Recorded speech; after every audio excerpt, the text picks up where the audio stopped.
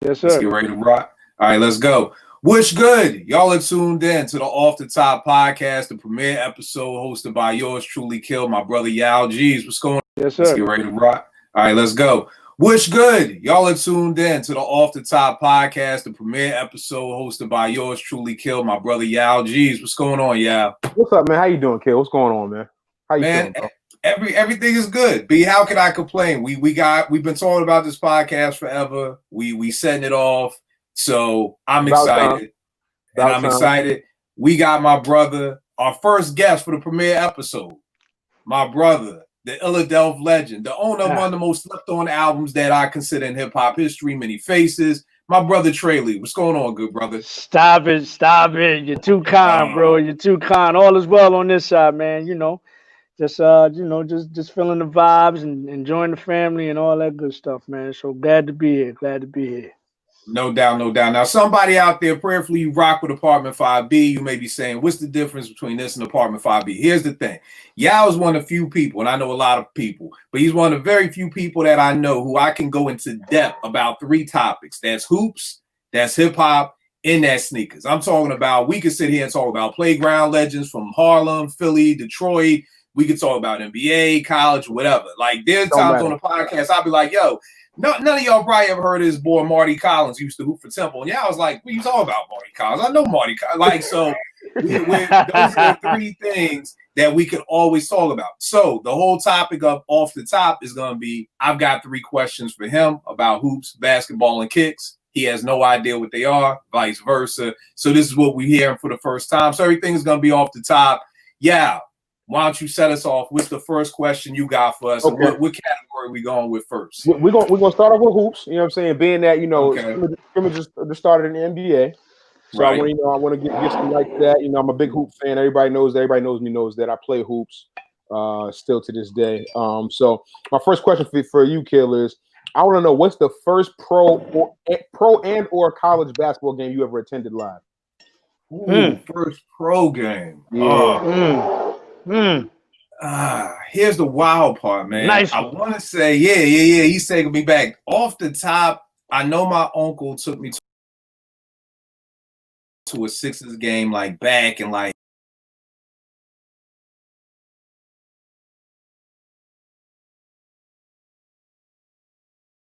like 89, 88, 89. Yeah, I mean, my pop wasn't a big basketball fan, so I didn't even like really get into hoops until I think it's 88, 89 when the Lakers played the Pistons and they won. Gotcha. And then I've always been the underdog type bull, so I was like, okay, I'm gonna be a Bad Boys Pistons fan since they lost or whatever like that.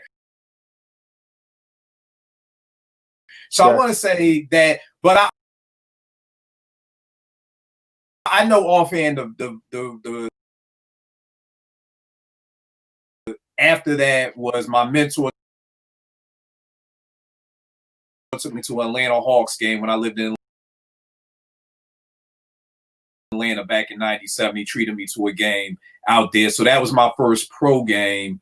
First college game, I didn't even get on to college until really hard in '97. I want to say the first college game was I took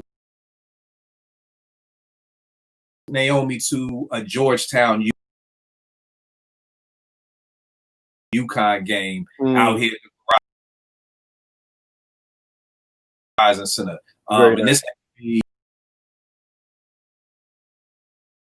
she was like probably 2 or 3 because it was just me and her. So that's a good one, bro. Because I have no idea. Trey, what about you? What was your first college or pro game? I was just sitting up here been thinking about that. For those that don't know, I was raised in Philly, right? But I was born in Buffalo, New York, right? Word. And so I remember, you know, I think this was the first, but this is back in the day when Bob McAdoo and Ernie Dandridge used to play for the Braves, the Buffalo Braves. And this is, and for those who don't know, the Braves they eventually went out west and became the LA Clippers. You see what I'm saying? So I recall, I think in '74, I went to a game with Bob McAdoo, who back then, for those who don't know, he eventually ended up with the Lakers, won a couple of rings with them, but he went to North Carolina, and this dude was an absolute animal. He led the league in scoring. He's a two-time NBA scoring champ. You know what I'm saying? Like, I think it's 73 and 74. He averaged like 28, 29 a game. Yeah. I mean, buckets, automatic. So I think that was the first one. I thought it was the Globetrotters. I went to see the Globetrotters when I was like 8. But I think that was the first one. Crazy. Right. Not to go on tangent, but a little story I heard about Bob McAdoo recently, probably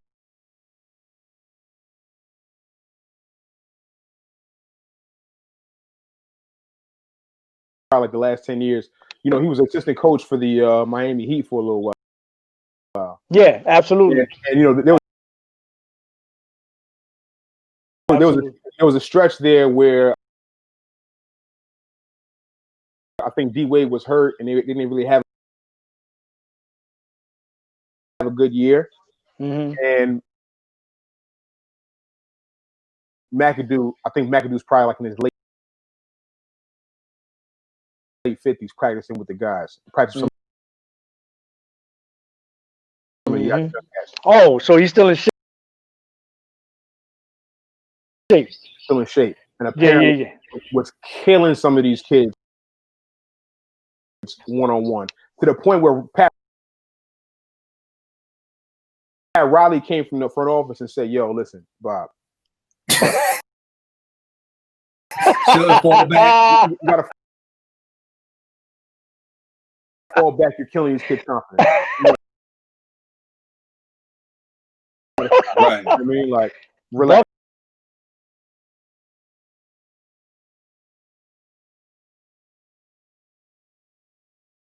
Buckets, man. Buckets. Yeah. Buckets. So my first game I ever went to, I grew up in New Jersey. Well, I grew up in New Jersey. So the first game I ever went to was a Celtics Nets game. I was 5 years old. This is like right. This is the height of like Larry Bird. Larry Bird Celtics coming off a championship in '86. I went to a Nets Celtics game when I was 5. My dad is really my dad, at least back then, was really in the hoops. I can remember he always tells me stories about me just like plopped in front of the TV at age 3, just like looking at the screen, just watching the game. Not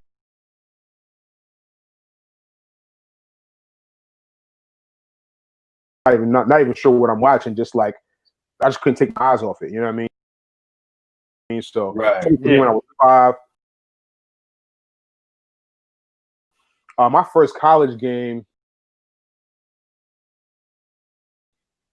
I went to when I was in high school, I went to a Temple and St. Joe's game. That was at St. Joe's. Those games. Yeah, those games are crazy, bro. And I'm mad. Big Five, baby, Big Five. Yeah. And I'm mad because I think I want to say like 2 years later they ended up playing at Palestra, but I ended up leaving high school and I was already at college. I've probably been to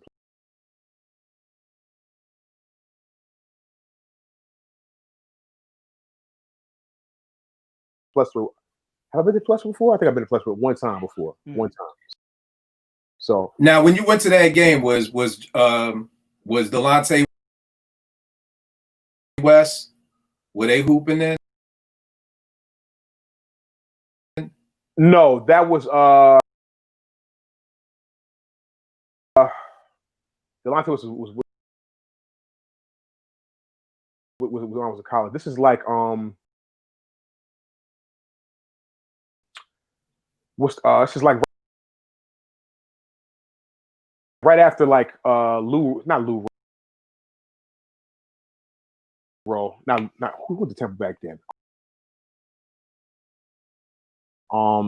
Back then you had Aaron, Eddie. Oh, you okay. had Lynn Greer. That's what it is. It was Lynn Greer days. The Lynn Greer years. Yeah. Lynn Greer. Monster. Lefty.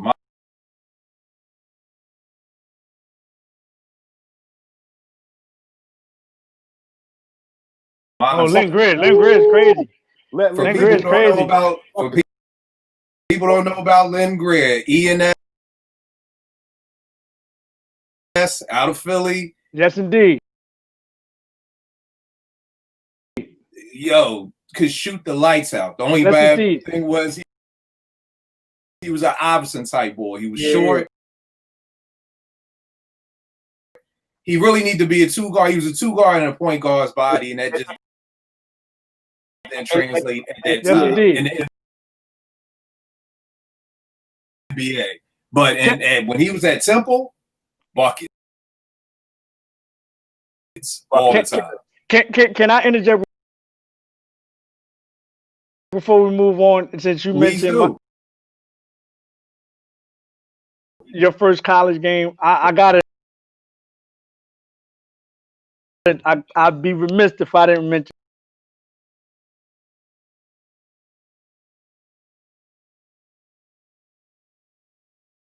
this because it was historic, right?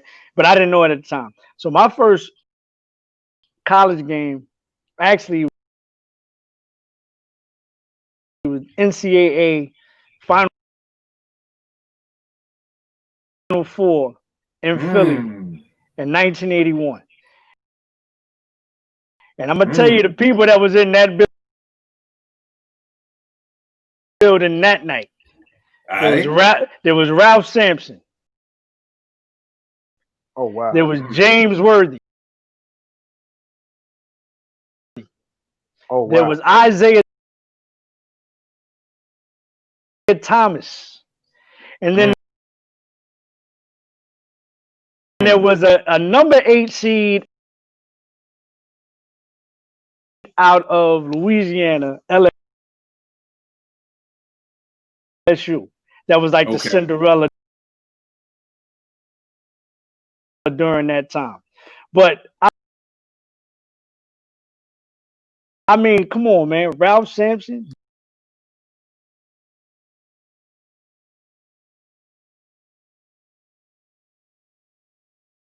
James Worthy and Isaiah Thomas.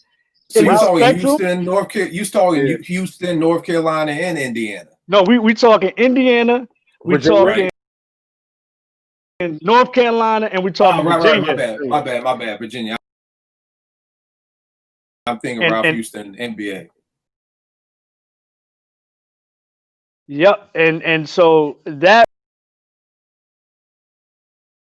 was amazing that night. That was amazing, and it's actually what you call it got bumped. LSU upset Virginia, wound up playing exactly. Yeah, wound up playing Indiana. And Indiana won the whole joint. That's crazy. Yo, that's crazy. That's crazy. And while we on the Palestra for 2 seconds, man, one of the dopest games I went to. This was LeBron's senior year. He came down from St. Vincent, played at the Palestra, and played up against Strawberry Mansion against Maurice Rice, who at the time was one of the nicest high school players in the nation. And I want to game too. He got buckets. Yeah, he got buckets. But I mean, it was Bron. It was Bron in his senior year. But I mean, the Palestra, if you've never been, folk out there, is one of the dopest spots in Philly to ever in the world to me to go see basketball. I mean, it was an amazing, thing to just be there in the Palestra. Mom's got me like courtside seats, so me and my man was right there. So very, very dope spot. Dope question, y'all. I'll stay on the hoops joint for y'all. Tell me this: you get to take one coach out to dinner and ask one question. What coach is it? It could be any type of coach. It could be you could do Tiny, who used to coach Lincoln back when Bassey was there, and I think Steph's senior year. You could do Mousy from the Terror Squad, Rucker years. You could do, Phil Jackson. But what is one coach that you would want to take out to dinner, and what would be the question you would ask that coach? Wow. That's a good ass question. I'll go first. Who you asking? Yeah, whoever go first. You can go, Trey. I would like to take out. I would like to take not take out, but I'd like to take Mark Jackson to dinner. No. And I wonder. I really want the skinny on. I can speculate. Yep, I can speculate. I heard rumors and also, but I would really like to know what happened, because to me, and I don't care what anyone says, he is responsible for that dynasty that happened in San Francisco /Oakland. You know what I'm saying? Right. He is the one that handpicked those players and really created the monster that they became. Of course, you had Durant later and all that other stuff, but he instilled the confidence. He instilled the mindset. I really want to know what happened. Was it the relationship with the players? Was it front office? Was it like what really? And to the point where we don't see his name coming up in any type of vacancies to this day. There's a lot to that. I've heard a lot of things. Just being in the sports industry, I've heard a lot of things in regards to that. We can talk about that offline, but yeah, bro. Like, I want to know. Do we got to talk about offline? Right. I mean, give me something. Give me a nugget or something. They're saying that like he has a tendency to kind of like pit players against each other unfairly and make them hate each other, which I think is probably a technique from a competition standpoint for him, maybe. But it wasn't well received. He also like was doing that with coaches as well. Like he didn't like coaches feel like assistant coaches feeling like they had too much authority. Is another thing I heard. Also, he was he's really big into religion. And that's the main one I heard. Yeah, and he was kind of trying to like force like his religious beliefs on the team. Another thing is I think one of the front office guys, I believe that one of the front office guys is LBG. He's LBGT. I think he's gay. I believe so. And being a Christian, I think Mark Jackson was vehemently against that, and that didn't sit right with the front office either. So I think there's some disconnect with that as well. You know what I mean? So there's a whole lot of things. Like I said, these are things that I just heard from floating around.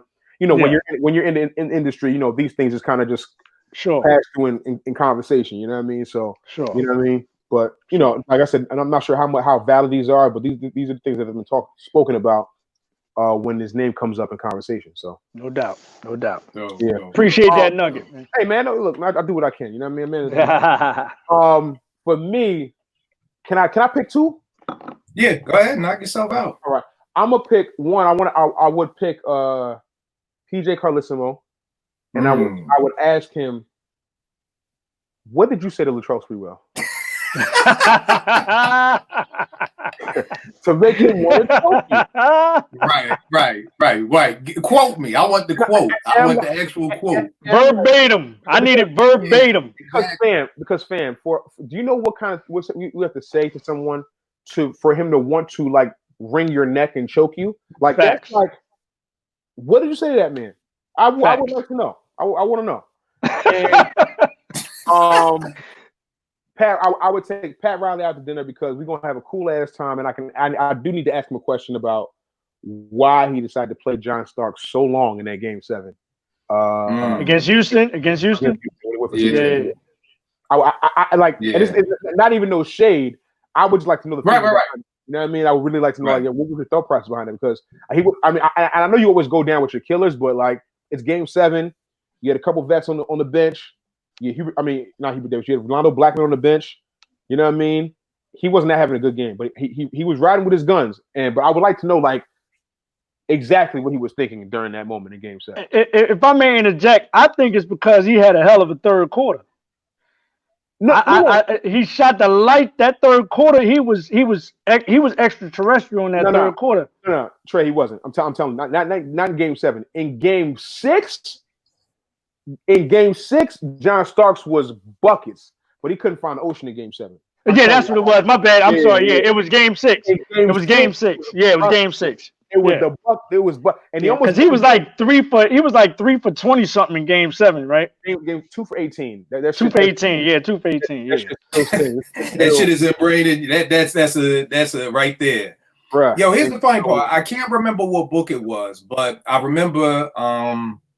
God, y'all know my Jeff Van Gundy was the assistant coach at the time, and Jeff said he asked Pat, like, "Yo, are we gonna sit him down?" And Pat was like, "Nah, he got us here. We rocking. We sinking or swimming with him. He's the one who got us here. We gotta just rock." You know what I mean? And it kind of just ended like that. Just ended. So y'all like who? I mean, this is game 7, and it's still close. Like who you going? Who you gonna rock with? As a young boy, right? I'm just like, yo, you just trying to exhaust all options. You know what I mean? You're just trying to figure out, like, yo, nah, if he's not working out, we got to use somebody else. But as you get older, you realize, like, yo, you kind of got to roll with your guns. You know what I mean? Even when you playing fantasy sports, one thing I learned in fantasy sports, right? When you get to that them playoff rounds, and when you playing fantasy football, they always say, like, yo, roll with your guys. Don't take any chances here. Roll with your guys, because these are the guys you've been trusting in the whole year. You don't want to. You make a mistake, and let's say you take Brett Favre out and replace him for, I don't know, fucking Brian Hoyer. It's a better matchup. You know what I mean? Like, you can't do that. You got to roll with your guys. Looking back at it, it's like, yeah, roll with your guys, but it's like in a game at that time. I couldn't fathom it. You know what I mean? It was a tough stretch for me. Definitely a tough stretch for me as a fan. You know what I mean? So still to this day. Yeah, that's crazy. But that's a good question, Trey, because I never asked the Knicks fan, who would you have brought off the bench? Yeah, I mean, who would you have went with? They have Rolando Blackman. You know what I mean? Who is at that point is a vet. Long at the tooth. He's long at the tooth at the time. Long in the tooth. But one thing you know about him, he's a vet. He's a professional. And if he's open, he's gonna make a jump shot. You know what I mean? And really, if you look, here's the thing, and this is what I keep saying: we really just needed one. We needed one or two, because we lost the game by 6 points, right? And John Starks went 2 for 18. You know what I mean? Yeah.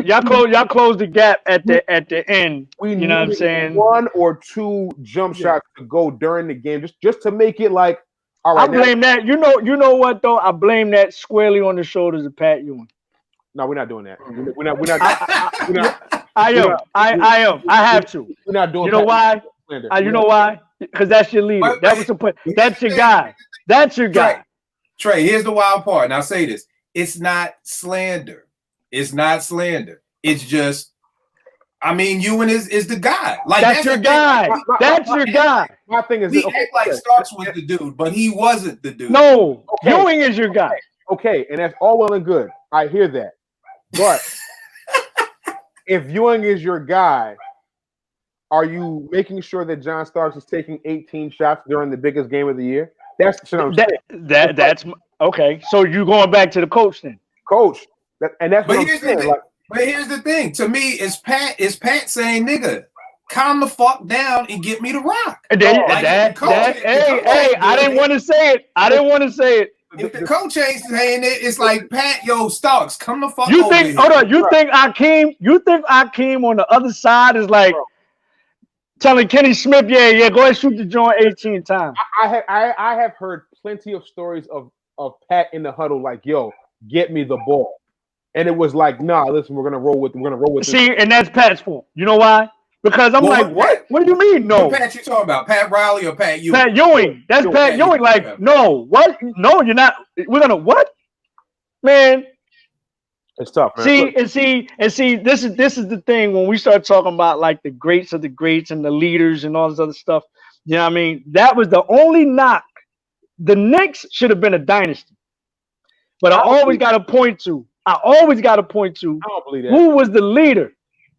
Yo, man. I think the hard part with the Knicks is you ran into Jordan, and it was just like during those years, like they could have beat Jordan. No, they had Jordan on the rope so many times, man. Trey, hear me out. Let me ask you a question. I know people say this about Patrick Ewing all the time, like how he fell short. But let me ask you this: who is the best player Patrick Ewing has ever played with in his playoff runs? The best one he's ever played with? The best player he's ever played with. He had a lot of good players. Did he have a clear number two, is what you're saying? It would have to probably be John Starks. It would be John Starks, which is not a superstar. John Starks made one All-Star game while he was in the NBA. No, I'm gonna tell you who they had here, and I stand by this on everything. Okay, so you're a Knicks fan, so you should know this. Like this should be. I have an idea as to where you're going. You're either going with Rod Strickland or Mark Jackson. You're either one of the two. No. Neither one of them. I'm going with Xavier McDaniel. I also agree with that. They should have kept him. He was a dog. I don't know what. I don't know. I'm gonna tell you what happened. Xavier McDaniel was the only guy on that Knicks team who would stand up to Jordan. Stand up. He was he was not budging. I'm gonna tell you how cutthroat Xavier McDaniel. I know we're getting off subject. No. It was the night I went. It was the night I went to the party to the joint that big his untimely demise that night. Right, I was going to that party in L.A. Xavier McDaniel's in underneath the joint. We about to go in. His son is out there. His son is like, oh snap, that's Tracy Lee. Da da da da da. All of a sudden, I hear, boy, get your ass over here. I said, yo, who's that? I looked over. I was like, oh, it's the X-Man. I said, oh, it's just the X. He was like, he was talking straight to his son. He's like, don't you ever hop on another nigga dick like that. Don't ever do that. So I had flashbacks of when I saw this man on the court. Xavier McDaniel didn't give a shit about nobody. Nobody. And he'll give you 25 a game. So here's the point. So game 7, right, was that of Jordan and them's second ring. What was that, 92? 92. You remember that? We had them. You had them that year. That right? So I'm thinking, okay, they lost game 7. They're going to come back next year. They're going to bust their ass. And all we needed to do was keep X-Man. That's all we had to do. Newsflash. X-Man and Jordan have the same agent, David Falk. The very next year, they shipped X-Man out to the worst team in the league, which at that time was the Boston Celtics. And you never heard from X-Man again. After him giving the Knicks about 24, 25 a game, prior to that in Seattle, giving them 20-something a game. And after that series, after the world saw that X-Man didn't give a shit about Jordan, he ships him off. Same agent. They got rid of that man, bro. It was tough. Same agent. Think about that. Yeah, no doubt. Yeah, man. Damn. Knicks talk kind of every time I get to Knicks talk. So I didn't mean to take that over. I'm sorry. Not at all. I'm fucking with you. I do this all day, right? I do all day. All day. Nah. I love it. For me, at first when I thought of this question, I was like getting all deep and introspective and everything. And then I realized, I want to take out to lunch Brett Brown. I want to ask Brett Brown, how the fuck does it feel to get punked every day of your fucking life because you tell Ben Simmons to take a 3 every game and he literally ignores you every fucking game? Wow. Like you have put it out for the world to see. This is like Trey. It's like your whole family coming over for Thanksgiving dinner. You tell your kid like, "Yo, curfew's 11 o'clock. Niggas be coming home at 3 a.m. every night." Like just disregarding everything that you say. Joel Embiid was he was the one. He was like, "Yo, Brett is the boy who got me out here taking these threes. I want to be in the paint." So nobody respects the boy. Nobody, they throw him under the bus all the time. It's like, yo, bro, like, how does it feel to be constantly disrespected every single day that you open your eyes? How does that feel? How does it feel to know that you have cost my city? I don't know. I feel like if Brett really would have coached and really put in work, I mean, wasn't the whole hoopla, Brett, that him and Ben's pop was cool or something? Or they coached together on an Australian team or something, or whatever it is Wow. Whatever it is just something is just off with Brett Brown. So I just would like to ask, like, yo, man, when are you gonna resign? Because it's obvious Elton Brand isn't gonna fire you, which I have no idea why. You know what I mean? I'm praying he gets fired this year, but I kind of feel like they'll be like, well, it was a half a year, it's not fair. Bring him back another year. I've been wanting Brett Brown fired for 3 fucking years now. 3 years. And I keep seeing him on the sideline. And it's like, what does this man have to do? It's obvious that this team cannot win, man. It's tough, man. So, I mean, that's my thing. I would want to know from Brett, how does it feel to just be disrespected every day of your life? Nobody listens to you. Nobody respects you. The whole fucking city hates you. How does that feel, man? I want to know. How does that feel? Oh, man. That's how I mean, I really want to know. I feel you, though. Bro. Like, I want to know. He really hasn't. I mean, he hasn't done the job of coaching at all. You know what I mean? He just hasn't. I mean, Ben Simmons hasn't gotten better. To me, Joel hasn't gotten better. And to me, it all comes back to the coach. Like, who are you holding accountable? And you know what I mean? That's what it comes down to. So, I mean, we'll see. Elton's got. I mean, it's gonna be tough to get rid of him this year because of the whole half a year thing. You know what I mean? Right, which I feel like we stuck again. Yeah, particularly if y'all like. I will say this though, y'all lose first round, all bets are off. Yeah. To be honest, this is to me the closest year we can win a chip. Right. I was about to say that this is the best chance, just based off the fact we don't shoot no threes, so it ain't even like nobody got to get back in rhythm. You know what I mean? And I like the coaching. I like the move with Ben going to power forward. I'm scared.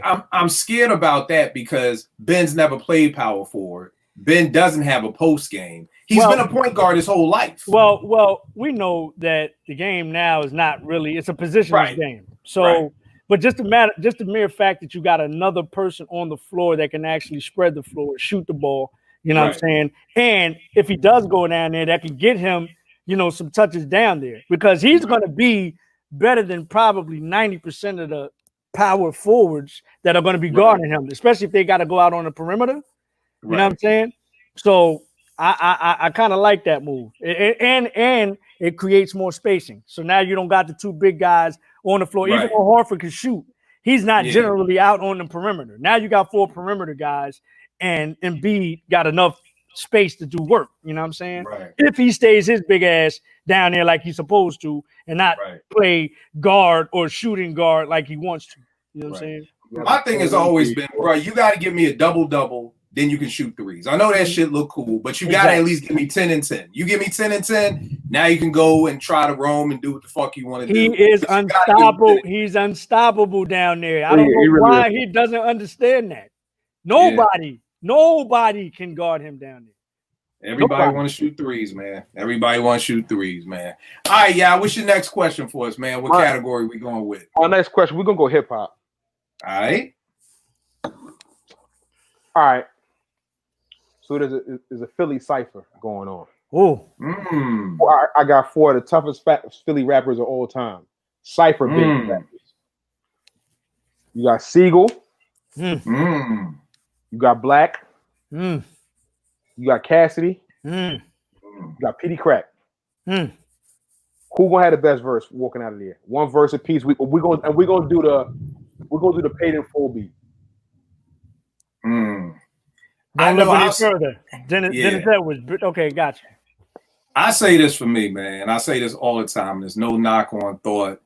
For me, it's gonna be Sigel, man. Sigel just speaks my language to me more than Thought does. You know, Thought is gonna be, if you want somebody to rhyme for 8.5 hours and the breath control is there and everything is there, it's gonna be Thought. But for me, it's gonna be Sigel. Siegel's gonna have some of them joints that make you go, ooh, like it's gonna be like, yo, did that nigga? That's gonna be you tapping your man, like, yo, that nigga said da da da da da. Like, Thought is gonna be so fast. It's like he like the Flash. Like that nigga like is like the Flash to me on the Justice League. Like, you know, the Flash is an ill nigga, but nigga, you so fast, niggas can't keep up with you. You know what I mean? Like that freestyle you did on Hot 97, incredible. I probably can't quote you, but 2 or 3 joints from that. You know what I mean? The spitting game is incredible. So if that's what you're into, boom, you're gonna pick Thought. But to me, Sigel is gonna have some nasty, some nasty shit that just makes me go like,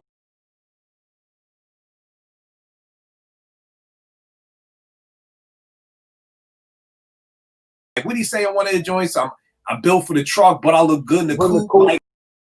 It's like he's gonna say some shit. You know, we say salt, pepper, and hot sauce, or Lucy in a bag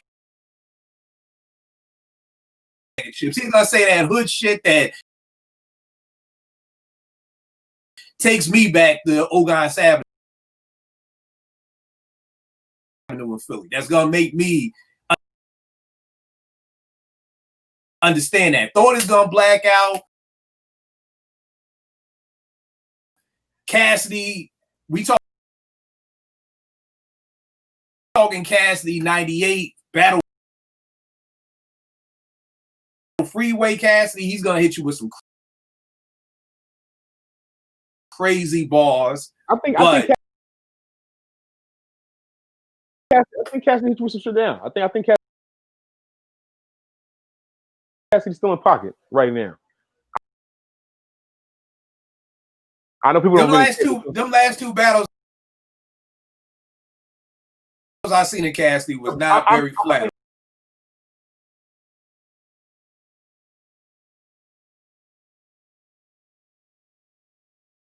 Here's the thing about battle, not to go off tangent again, but the battle game now was way different from the battle game that Cassidy came up in. You know what I mean? Like, he in the last two battles, Cassidy didn't really show that he has adjusted to this new way of battling. Like, it's not just the bars, it's not just the delivery. You got to engage the crowd. It's about being a showman. It's theater. It's theater. It's theater. That shit is theater, man. It's theater. You know, it's different art. And nobody's saying that Cass ain't nice. Cass one of the nicest to ever do it to me. As far as if you throw a nigga in a cipher, Cass one of the nicest. You know what I mean? Like, I still watch that 7-minute verse he got on YouTube. I watch that shit like once a month, just because you know what I mean. I'm just a huge fan of Philly cipher rappers. It's always been my thing, but like he didn't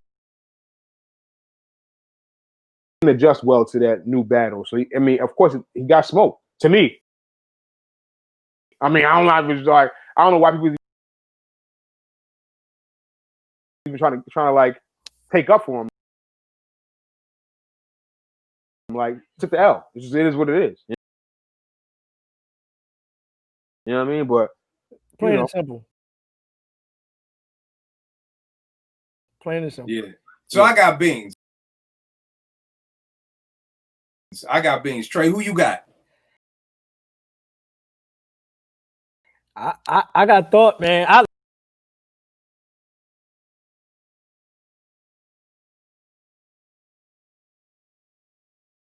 love Beans though. Don't get it twisted. Beans is special. You know what I mean? Beans is a special guy. Like we talked about, you know, on Apartment 5B joint.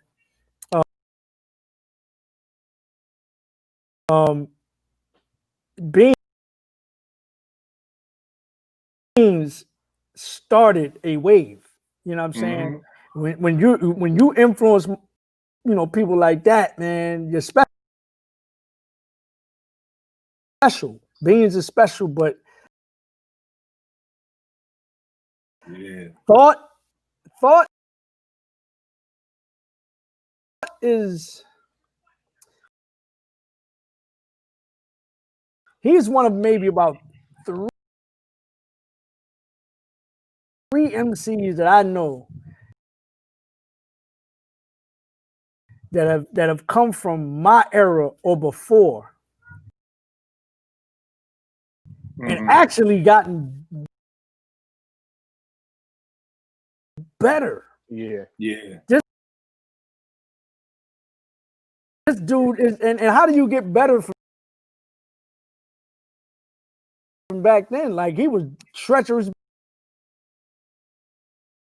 back then. So it's like, I mean, he's on some. He's on Rap Jedi type shit. Yeah. Like the fact that he's still like he's remarkably in pocket. And he's wordplay. He's incredibly sharp. He's sharp, bro. It's really ridiculous. Like it is. I haven't heard. Let me ask a question. And again, for everybody watching, this is no Thought slander. This is no knock on Thought. As people, we all have people, things that we like. But here's my question. Can Thought make a good song though? Nah, we're not. You said, you know what? That's my fault. You said Cypher. Yep. You said Cypher. So we totally off topic. Yep. That's my bad. Trey was going to get him. Look no. That's something totally different. You know what I mean? That's my fault. That's my fault. We said we're talking about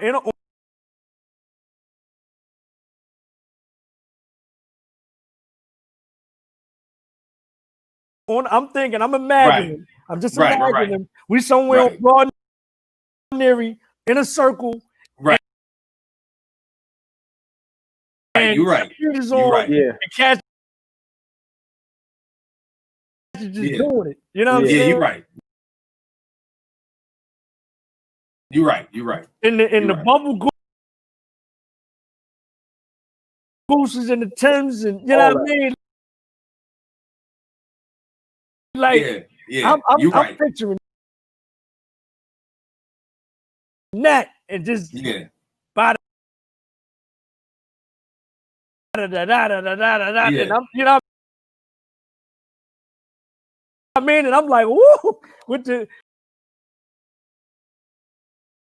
Dennis Edwards, you know what I mean? With the painful John and the woo. That's what I'm you're right. You're right. You're right. Dead to right. Who you got, yeah? I'm actually going to take PD Crack.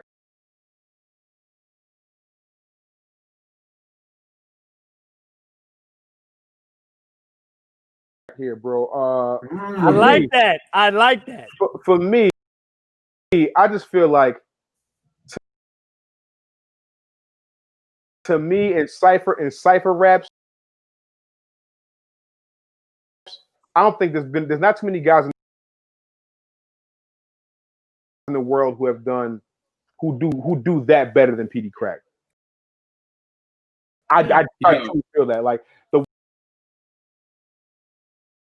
way he switches up flows and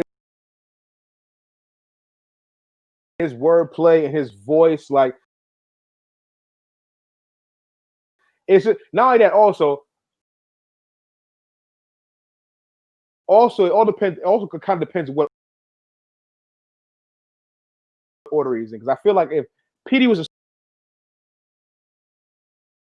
start the cipher off, it wouldn't come off as well. But if he comes after like Siegel, and you all of a sudden you hear that voice change, it's like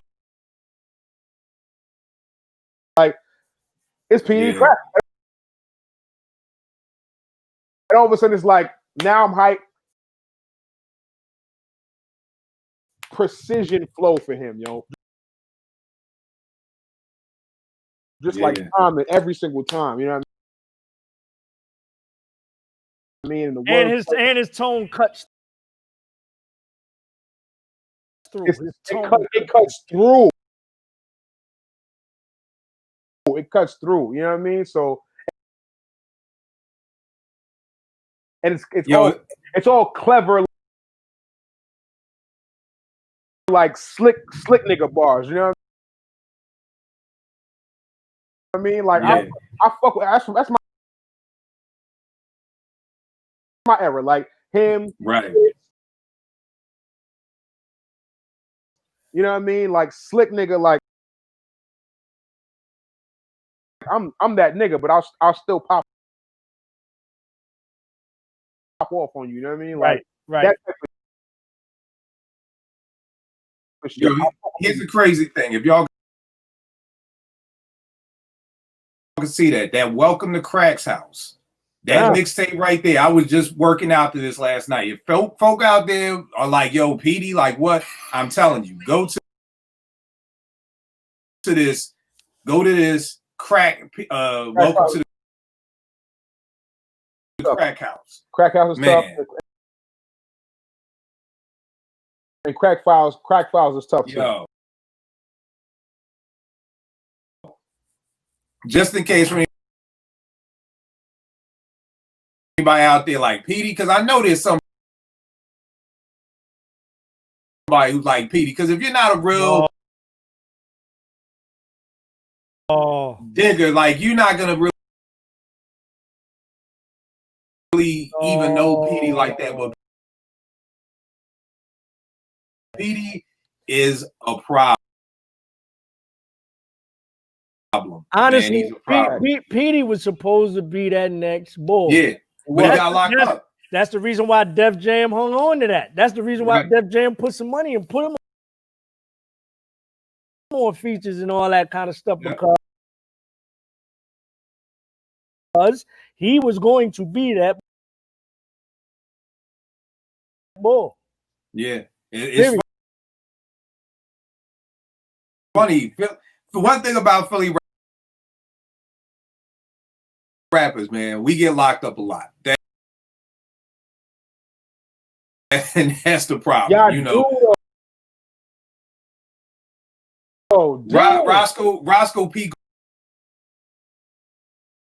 Goldchain, who was down with Pharrell, oh my God, was about to be a problem. Got knocked up. You know what I mean? Siegel locked up. Cassidy locked up. Like, it's something about Philly boys, man. We don't leave the hood, man. And I used to tell Cass that. That's my young boy. Cass live up literally across the street from me, man. I open my door, I can see his mom's house. Like, you know what I mean? So just a sad situation. Yeah, man. All right.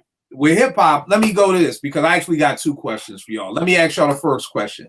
Trey, yes. Your first single off the new album, Glory, yes. is dropping next Friday, July 31st. Mm-hmm. You've got this line, and well, let me say this. Let me take a second to say this. One, Trey, I salute you again for everything that you did for opening up the remix competition for producers to be able to get in, remix the single, and then also to have you and Google on IG for 5 hours. Absolutely.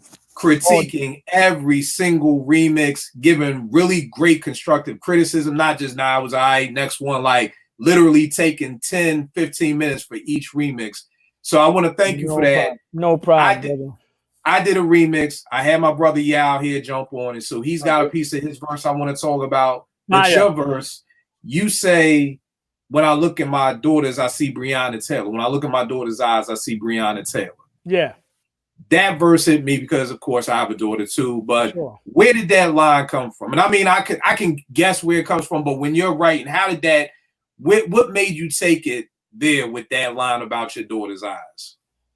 Well, I want to go to the line before that. I say the cross bearer of the modern era, because when I look at my daughter, I see Breonna Taylor. Meaning, I'm going to be the cross bearer for the sake of my daughter, because I don't want my daughter to end up how Breonna Taylor ended up, and she can very well be Breonna Taylor. You see what I'm saying? Right. Being a black woman in America, and somebody, you know, the cops invade her home and just shoot her. You see what I'm saying? Right. So, you know, just the understanding, the realization of that happening is frightening. You know what I'm saying? Right. So I'm going to do everything that I can. I will bear the cross to make sure that she doesn't end up like that. You know what I'm saying? And it was really as simple as that, man. Anytime, you know, our brothers and sisters, our young brothers and sisters out there are being eaten alive, you know what I'm saying, by the system, you know, it's like, man, it's gut wrenching. It takes a lot. It takes a lot out of you. You know what I mean? And so, you know, the immediate thing that you can do, at least in my eyes, is to protect your own and then protect, you know, people that look like you. So it's like, I'm willing to do whatever it is I got to do to make sure that my immediate family, in particular, my daughter, is protected. You know what I'm saying? So that's where that came from. That's dope. Yo, the funny thing about that, bro, this had to be years ago, because this is right after Mike Brown got murdered in Ferguson. So this may be 2014. And I'm in Philly. I got Maryland plates. Cop pulls me over. Naomi's in the back seat, headphones on, reading a book. So she's like oblivious. Cop comes over to me. He's like, yo, where you coming from? And I was shocked. Like, yo, not no license, registration. Like, where you coming from? I'm like, oh, I was coming from the suburbs up seeing my man. Where you about to go now? About to go down South Street. Well, who you mean down South Street? Like, this dude is doing all this, you know, any guns or drugs in the car? I'm like, nah, I got my daughter in the back seat with me. Like, nah, I wouldn't do that. Back and forth, bro. Yo, he had me out there for at least an hour, maybe an hour and change. And at this point, I'm like, yo, I'm going to jail. Like, I already know that. My only concern is, you know, T is still down here in Maryland. I'm like, what are you going to do with my daughter? You know what I mean? Because if it's 4 years ago, I guess Naomi's maybe 7 or 8. So I'm like, what is child? You know, so I'm just bugging off of that. So he comes over to the car, you know, one last time. Are you sure there's no drugs or weapons in the car? I'm like, nah. He looks at me, looks at Naomi, looks at me. He's like, okay, you can leave. Now, I mean, I've been sitting here for an hour and change. You know what I mean? I pull over. I'm down north. I'm right off Kelly Drive. And I pull over maybe about a mile further down, just break down crying. Like, you know, and the funny thing is I'm like, God, thank you that I have a daughter and that I don't have a son. Because if I had a son, I would have to explain to him what is going on, even at this early age of 7 or 8. And then a couple of months later, Sandra Bland happens. And it's just like, it's like, you know, at least for me at first, it was like, okay, fuck it. The black man, I'll take the hit. You know, as long as it don't affect my wife, my mom, my daughter. But then with Sandra Bland, it was just like, fuck it. We all just targets. You know what I mean? So it's that I think that's why that line stuck out to me so much. I feel it, you know, because like you said, you're talking about a sister who was just in her crib, sleep, like not doing nothing. Chilling. You know, because you're always trying. Well, for me, I'm always trying to find a pocket. Like, well, what couldn't I have done? Well, maybe if I wasn't in that part of time, you in your crib. There's nothing else you can't do. Like, you know what I mean? So I think that's why I love that line so much. Yeah, your line was on some old Kanye, Austin Powers type line. Like when he was like, George Bush don't care about black people. You know what I mean? You send me your verse and I hear, fuck the NFL and Roger Goodell until they sign Cap. And I'm like, yo, you know what I mean? Now, for people out there who may not know, I worked at ESPN. I used to do the intro every Sunday for the NFL show. So I'm like, yo, so to hear Yao say that, I'm like, oh, okay. I said, okay, like, damn, this is the boy that used to intro the NFL show every Sunday for ESPN. So I mean, where did that come from for you to even? Because I'm like, y'all must be pissed. This nigga said, "Fuck Roger Goodell" in the NFL. That even makes it resonate even more. It's like, woo. Yeah, only so. I mean, first and foremost, like, it is rhyming at the end of the day. It's rapping. You know what I mean? Like when you get the rhyme first, sometimes it might not even be like a thought. I was just thinking of like a rhyme scheme, and I was like, okay, and I was like, nah. Fuck Roger Goodell. You know what I mean? Like, because this whole thing that happened could have been avoided had you decided to take a stand. Let me not say it could have been avoided, but the fact that y'all are copping pleas now, even though Kaepernick had to go through hell and high water to go through this whole shit. Like he spent his whole last year, y'all was in his locker room asking him questions. Then y'all put like an order, like a secret order not to sign him.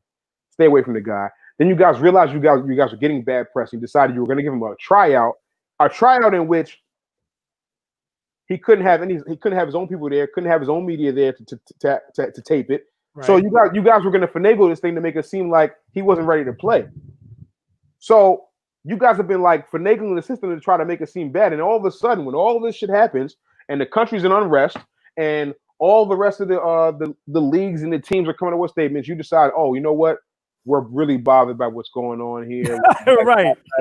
No, essentially, fuck you. You know what I mean? Until you right your wrongs, and this is for anything. Like, and I know this country has an issue with like not like just feeling like it's always entitled to everything, but like, yo, when you fuck up, acknowledge the fuck up. We were wrong. We should sign Kaepernick because we took money out of a man's mouth when he was only doing something that soldiers had fought for. Right. Like you got to think this whole thing started because people were upset about him kneeling, but it started because he was sitting during the anthem, right? He was sitting. People got upset about that. There was a guy from the I forgot what part of the military. I want to say from the army who said, "Hey, white dude, say, hey, you know what? Instead of just sitting down, why don't you kneel? Because that's also a way of showing respect." But nobody heard that. They just was like, you know what? Black man bucking against the system. We don't like that. Fuck you. Then Trump comes out and you were like, it was just too much. So yes, fuck Roger Goodell in NFL. And quite honestly, like I know I've done work for them, but I haven't been into NFL for like the last couple of years because of all this shit's going on. Also, I felt like my favorite team I'm a Giants fan. I felt like they've done a lot of racist shit in the last couple of years that kind of showed face. So I was just like, nah, like fuck the NFL, right? Until you sign Cap, until you right your wrongs, it's fuck y'all. That's how it is in life with anything. You know what I mean? If you get into a beef with your man, until you apologize to me, yo, fuck you. You know what I mean? Right. So that's what it is. Hey man, I love it. I love it. You know what I mean? But like I said, those are the two bars that really stood out to me about that joint. So definitely wanted to get into that. Got one more hip hop question for me. Tell me this, y'all. Who do you think would have won in a battle? Now, whenever I'm talking about battles, I'm talking about these people are at their pinnacle. So this is like, so here's the thing. For some people may not know, Run and LL always had a competition going on behind closed doors. You know what I mean? The word on the street was that Run and them No, LL wanted to use the Mardi Gras Bob James sample that they used for Peter Piper because they used to call that right for Rock the Bells. Because back in the day when you would be DJs would be spinning in a park, they'd be like, "Yo, I want to rock the bells," and that meant throw on Mardi Gras where they would do that. Run hears that they're about to use that. Run goes to the studio. They use it first before we get to rock the bells that we hear. So there was always a competition between those two. So we're talking, I guess, Run at his pinnacle is probably maybe 85, 86 Run. We're talking King of Rock, Raising Hell Run. Trey, I don't know where you would put LL at his pinnacle. Would it be Bad? Would it be Mama Say Knock You Out? I mean, the thing about L is he came out the gates. Yeah, it's hard with L. You could almost go L pinnacle from radio, to Bad, all the way to Mama Said Knock You Out. I kind of break from some joints on Walking with a Panther. But who do you think would win in that battle? We're talking about on wax and on stage. So who could make the better diss song? Who could make the better? Who would win on stage? Me personally, I'm never going against LL in the battle. There you go. I'm not doing it. There you go. Like he's fried too many cats. Yep. You know what I mean? Kumo D.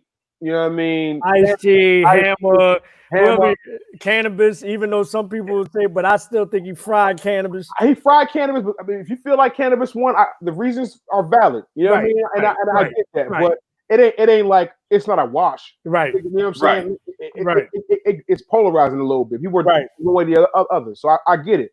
But his battle record is stamped. And I'm not. I mean, Run, fine. But in prime, LL Cool J in a battle? Nobody. Yeah. No, I'm good. Prime LL? Nobody that ever existed is messing with him. I'm good. Yeah. Nobody. I don't care how lyrical you are. I don't care how your flow is. It's just that there's certain people that are built for certain things and are special in certain ways. He lives for that shit. He lives for that shit. Right. Especially when we're talking Pentacle, because to me, one of my favorite diss songs of all time is Jack the Ripper. Oh, man. You know what I mean? So, I mean, if you're talking about that, L, you could take that song and put it against anybody else who was out at that time. And it's going to be hard to top that Jack the Ripper joint. I love Run. And I love Run. Don't get it twisted. He has the vocal capability to do it, meaning the way we were talking about how person's voices cut through, the tone cuts through, and his vibrato and his, you know what I'm saying? If you're talking like he had certain pieces that could possibly, do some damage, but not against Prime LL. It's not gonna happen. Right. Nah, I feel you. Yeah, what you got up for us on the kicks front, good brother? On the kicks front, so I've been on this Air Max kit lately, and I wanted to know, what is your favorite Air Max? Like, for me, I'll just give you mine for right now. So right now, I'm an Air Max 1 guy, but the 97s are still my favorite ones to ever look at. Oh man, hold on, kill. Let me wipe the. Why don't you know I got another pair this week? Yo, I understand, good brother. I understand. Gotta hide them under the bed. I understand. I mean, what you got? What you showing us? No. I'm just taking out the camos. I'm always the Air Max 90s. Wow. I love the 90s. You know what I mean? I love the 90s. I know people love the 95s, but Trey, back in 88 and 89, I used to work at the Foot Locker down 13th and Chestnut. Okay. And then I worked at the joint around my way in Stoneham Mall. Okay. So like the Air Max 90s was the first Air Max that I really fell in love with. So like these are just always gonna be my babies. You know what I mean? I love the 95s, but to me, just nothing is doper than a pair of the 90s, man. I love those joints, man. Y'all breaking out the secret stash that's hidden. I got these right here. Yeah. You know what I mean? I love nasty. The comfort of the Air Max 1s are just so comfortable for me. You know what I mean? So like, but as far as a look, 97s, man. I'm a 97 guy, but the ones is what I'm rolling with right now, definitely. All right, what you got, Trey? Air Max wise? I mean, I'm not really an Air Max guy. You know what I'm saying? Okay. I bounce around when it comes to, you know what I'm saying, my footwear. But if we are talking about just the Nike line in general, You know what I'm saying? I mean, the Air Maxes are cool. I did have a pair of Air Maxes. I had probably every type of sneaker that has come out because I was just that person that was trendy from, you know, from the original Dr. J's, the leather joints. Like I just copped a pair of those that aren't around too much. Not I'm talking about with the red and the, you know what I'm saying, with the all leather with the and you know, from that to the, you know, the Yvonne Lindels. I went to Adidas. I went to the you know, of course the Filas, the track joints, the Lottos, you know Lottos, man. What you know about the Lotto, man? Come on, bro. That was Philly. That was 87, man. That was 7th grade for me, man. Those are some dope days because we could I used to go to a private school, and Lottos was one of the few kicks that we could wear. Yeah, you could get away with them because they was all black. Yeah. So I could actually sport them in school instead of having to wear shoes. So yeah. But you know the Yvonne, I mean the Diodors. I just copped a couple of pairs. I got a couple pair of Diodors. You know what I'm saying? I love Diodors. Philly has been really responsible for a lot of my sneaker, like. Oh yeah. You know what I mean? Oh yeah. We get to this. Nigga, I mean, I had Diodors on one day. I remember I was in North Jersey, and a nigga was clowning me like, "Nigga, what are those?" I'm like, "What? Diodoras?" He's like, "Nigga, what the fuck are those?" I'm like, I had me thinking, I was like, "Wait a minute, am I bugging out or like?" But then man. Then my man from the Bronx came. We came back to school, and he had a pair of black ones on. I was like, "Nigga, where you get the Diodors from?" He was like, "I was in Philly on South." There you go. So I mean, but just to get back on topic, you know what I'm saying? Like I said, I didn't really have, you know, I'm not well versed in that, particularly in the Air Maxes, but I've always been a fan of those. Don't get it twisted. You know what I'm saying? Feel you. What you sipping on, Trey? Oh man, I keep it red. It's a little Cabernet, you know what I'm saying? I feel you. Okay. A little Cabernet, you know what I mean? Nothing fancy. All right, tell me this, y'all, because this is what I do with albums. I always be like, if you're going to take one album with you on a trip from Philly to Atlanta, or New York and Atlanta, you're taking a road trip, what is the most comfortable sneaker for you? You are going to Atlanta. You can only take one pair of sneakers. You're going to be down there for the week. You're going to be walking around. We take this back to Freaknik, 94. You're going to be walking all day, every day. You can only take one pair of sneakers. That's easy for me. That's easy. Okay. Well, what you got? The Reebok Classics, man. Another Philly staple. They are between that and the Fila, like the Fila track Jones. Those are the most comfortable joints that I had 1,000 pair of those, and I still got them right now. So yeah, the Reebok Classic and the track style Fila. I mean the Fila track style sneak and the Reebok Classic. All right, no doubt. Yeah, what you got? Jordan 3s. Jordan. Here's the thing. What I realize is this. So let me just clarify. My favorite Jordan in the world is Jordan 4. I tell you all the time. I feel like a superhero when I wear them shits. I just do. Don't ask me why. I just do. Now tell me where was this dude after Do the Right Thing? Was this pre-post? Like, was that what made you fall in love with it in the bugging out scene? This is the Craig Elo shot. Okay. Yeah. Okay. Yeah. And this is my intro to basketball. Not only that, but like I made honor roll. My dad, I think I'd seen him before, and my dad said we did them all. I wanted to be some sneakers to make an honor roll, and I saw them, and I didn't even know they were Jordans. I just saw them when I went on display, and I was like, I want those. Now in 1989, when your dad lifts up the sneaker and sees that it's $100. Oh yeah. He's like, $100? Like the middle of the store. Right. He was loud as hell. And I was like, yeah, he was like, you better not mess these sneakers up. This is the only pair of sneakers you getting. I was like, damn. Now I'm over here paying $200 every chance I get. $200. Right. Right. He was like $100. Yeah. But the 3s for me, what I realize is them shits are literally an everyday sneaker. Like you walk around, them shits are just comfortable to walk around in. Like it's the leather on the outside, the inside is comfy. The 4s aren't that comfortable. I wear them more for style purposes when I want to flex a little bit. But if I want comfort, the 3s are just way too comfortable. Me and my homie had a conversation because we literally walked into Dykeman 3 times in a row. He had his white 3s on. I had my black 3s on. I was like, yo, why you always wearing? He's like, yo, they're just so comfy. I throw them on, I walk around, I just feel good in them. You know what I mean? So I will go Jordan 3s. Yo, the funny thing is, I would have said the threes because that's my favorite sneaker of all time is the threes. But yo, I got a pair of Bordeaux 7s and these Citrus 7s. These may literally be my newest, most comfortable shoe. This may be the lightest Jordan ever. Like I literally feel like I don't even have shoes on when I'm rocking these 7s.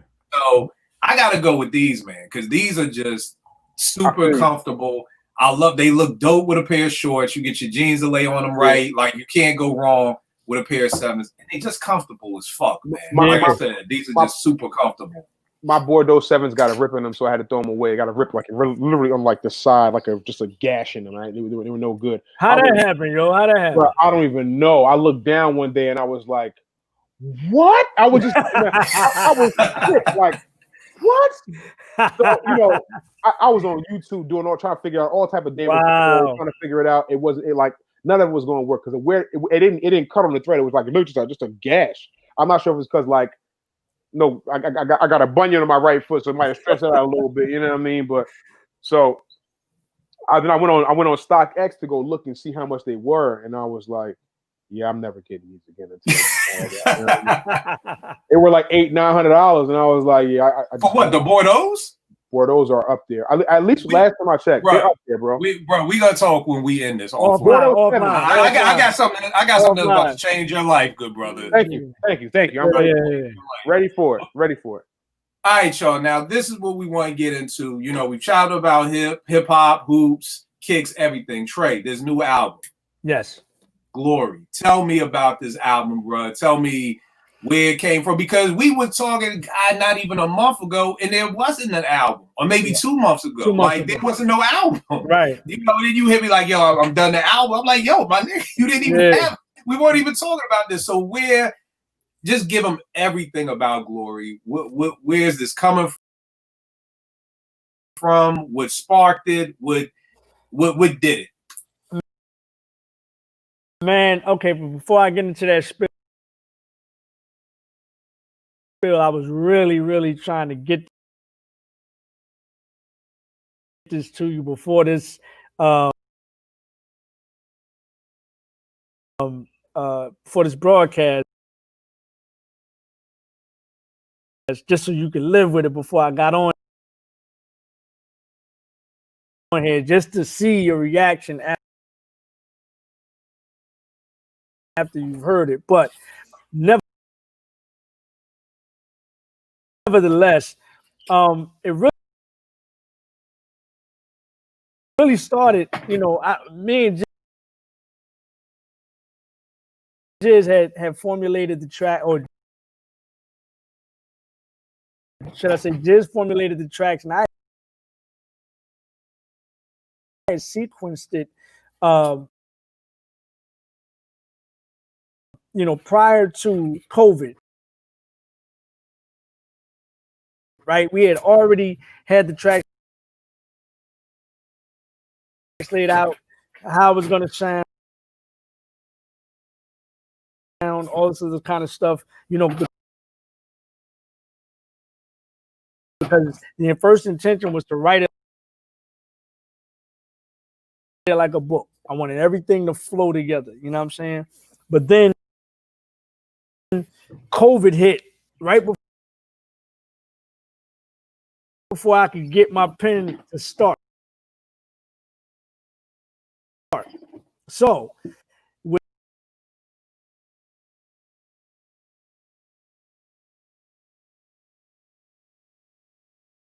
COVID hit, it was like, okay, well, damn, I ain't gonna be able to go over to Jiz's crib and really record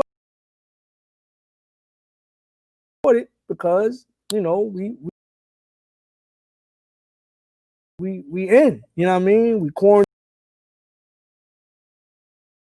there's a pandemic going on. So it was thinking about, you know, how that was going to happen. But in the meantime, I just started, I mean, the pen just started floating from there. Now, if you know me and you know my process, my pen don't float like that. Like, I'm very meticulous about, you know, saying? The things that I say, what I write, you know what I mean? Blah, blah. I'm always doing edits and all this other stuff.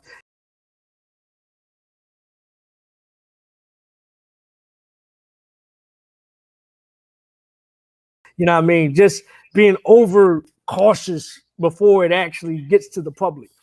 But in this particular case, man, again, I remember the day. It was March 13th. You know what I'm saying? Like, that's when everything, you know, kind of stopped and halted. I would say from March 13th to May to Memorial Weekend, which was like May 24th. It was 12 songs. Just floating. It felt like my hand wasn't even on it. I know it was divine intervention. You know what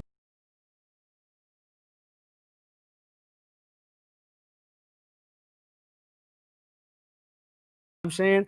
Like, there's certain things I'll take responsibility for, like when it comes to me writing and spitting and all that. Like, yeah, I said that, I did that. You know what I mean? Some of this shit that y'all gonna hear, I don't know where it came from. Even though my hand was physically on the pen, writing it on the paper, it was clearly divine intervention. It was just something that had to be said at the time that it was said. And it's okay. So I'm a big fan of music, and I'm a big fan of the greats. Your Marvins, your Curtises,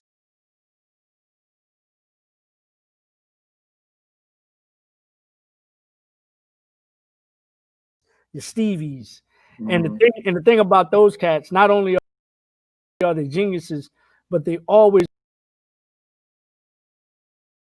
was tapped in to the times. You know what I'm saying? Always tapped into the times. So that's what this thing did. That's whatever this shit was doing, it was tapped in. So it started off one way, COVID hit. You know what I'm saying? And then it went another way. And then social injustices in the street. Then it went another way. But it all melted together and it made sense at the end of the day. You know what I'm saying? So I don't know if y'all ever did this, right? This is in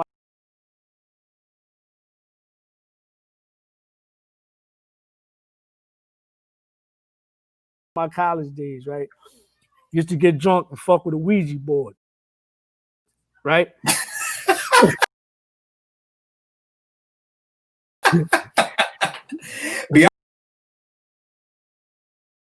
Y'all was shook at them shits. I was shook. I'm with you, Phil. I do not fuck with the Ouija board. I did it a couple times, but my point was, and the shit would never answer none of my questions, and I asked it why, and it was because and this was crazy to me. It was like because of your spiritual position. Meaning, like, is it because of my spirituality and belief in God? It was like, yep, that shit went right over the yep. But my point was, sometimes you would mess with that shit, and the thing would just move by itself. This is some creepy shit. I would never encourage the kids to do this, to play with a Ouija board, but the shit would move without your hands on it. And so I liken that to the way this fucking pen was moving. It was just move. It was really some out of body shit. And I'm like, and I think I posted this. This is probably the most important album. Like, some people, you know, it's subjective. Music is subjective. You're gonna like what you like. You're gonna not like what you don't like. But for me,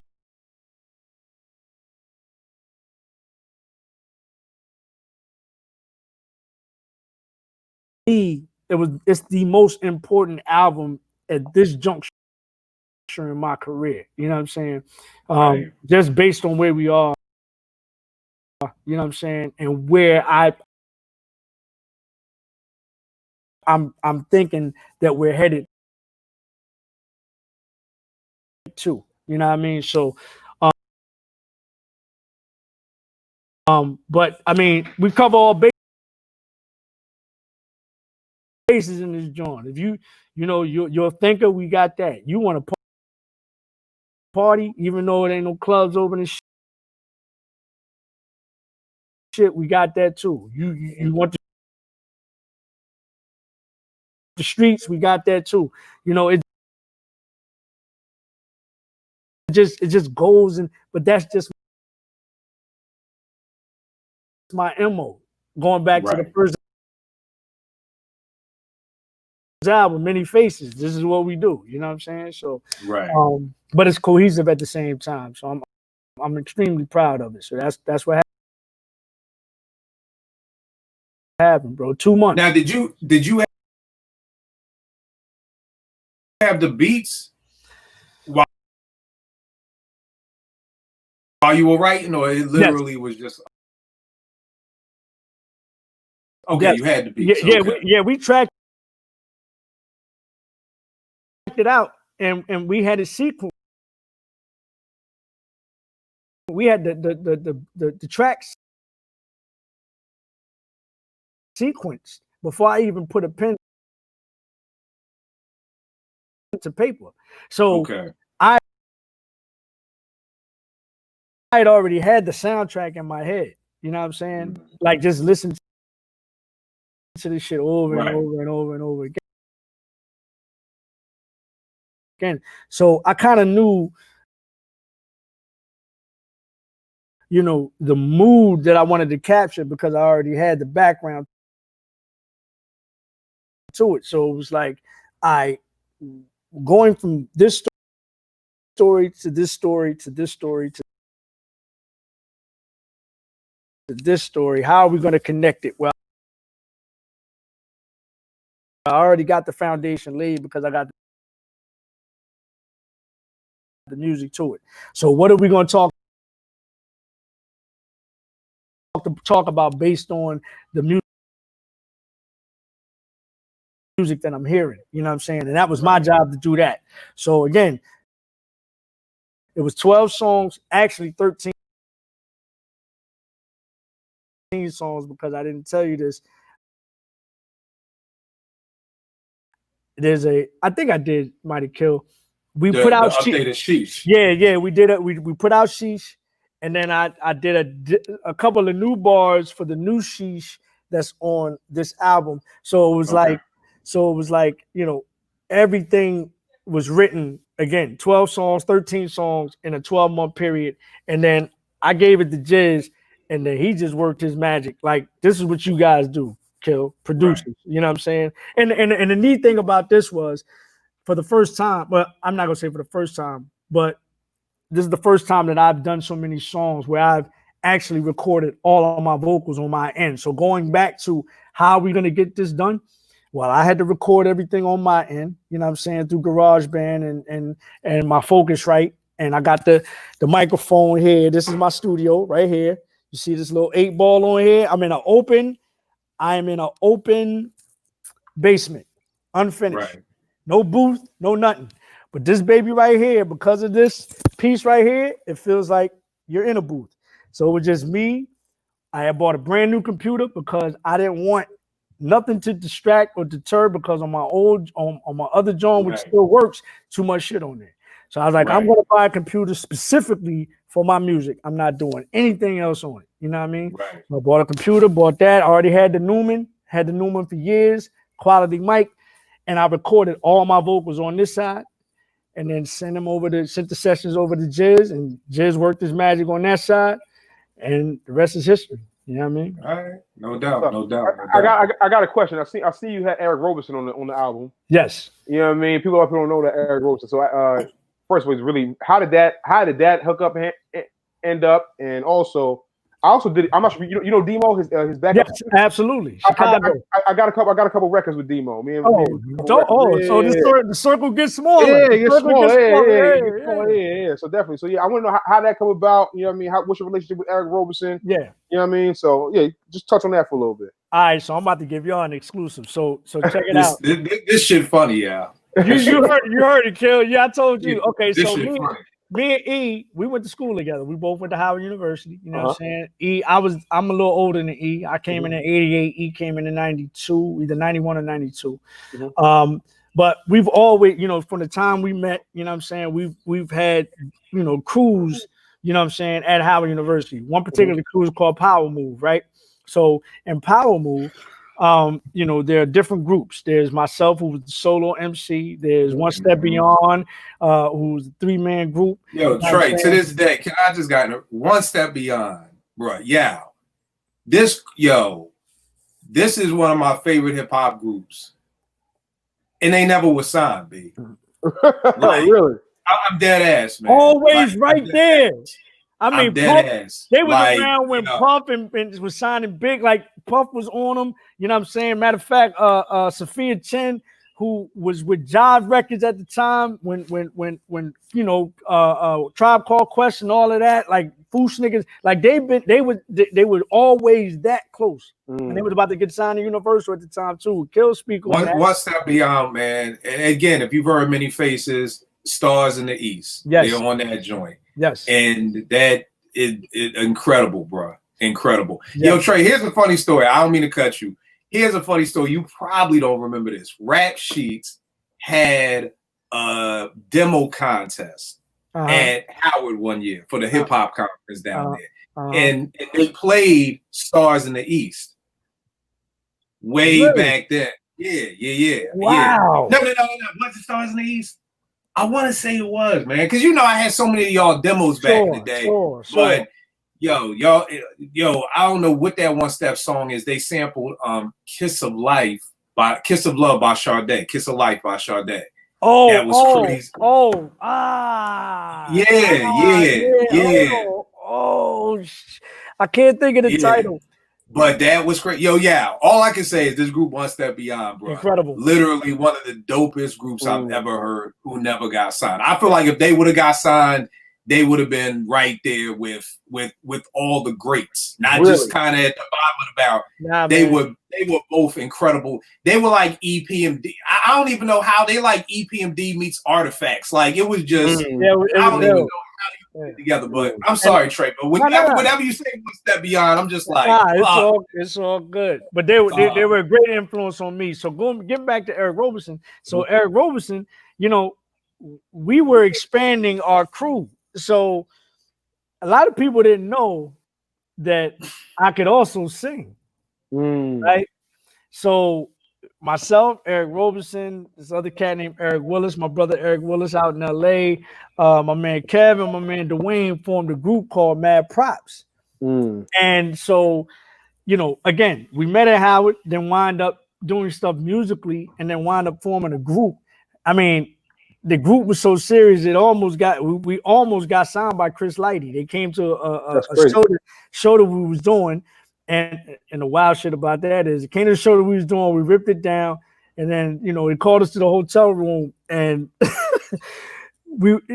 Chris was asking us some questions, and one of the cats in the group, my man Filthy Eric Willis, this nigga farted in the room. And aired it out. Son. He aired it the fuck out, and we never heard from them niggas again. Oh man! Like in the middle, he's like, "Yo, won't y'all sing something?" And then he aired that shit out, and niggas was like, "Yo, probably nervous as hell." He's probably nervous. Yo, damn! You ain't never heard from Chris again. Never heard. I guess they got so turned. I don't think he was nervous. I think the nigga was just. He might have been. I don't know, but he was just he was on some other shit like that. Like he didn't really give a fuck. The nigga just you gotta hold that down, man. You gotta hold that down. You gotta hold that down, dog. He aired that shit out, and we never. I don't know if that cost the deal, might have, but anyway, going back to E-Roll, that's where our relationship, friendship began, and we just been musically and singing brothers ever since. Like we've done several cuts together, so it was one of them situations where. I wasn't gonna bother him because E to me is the quintessential independent artist. Like, bro, he does it. He does it.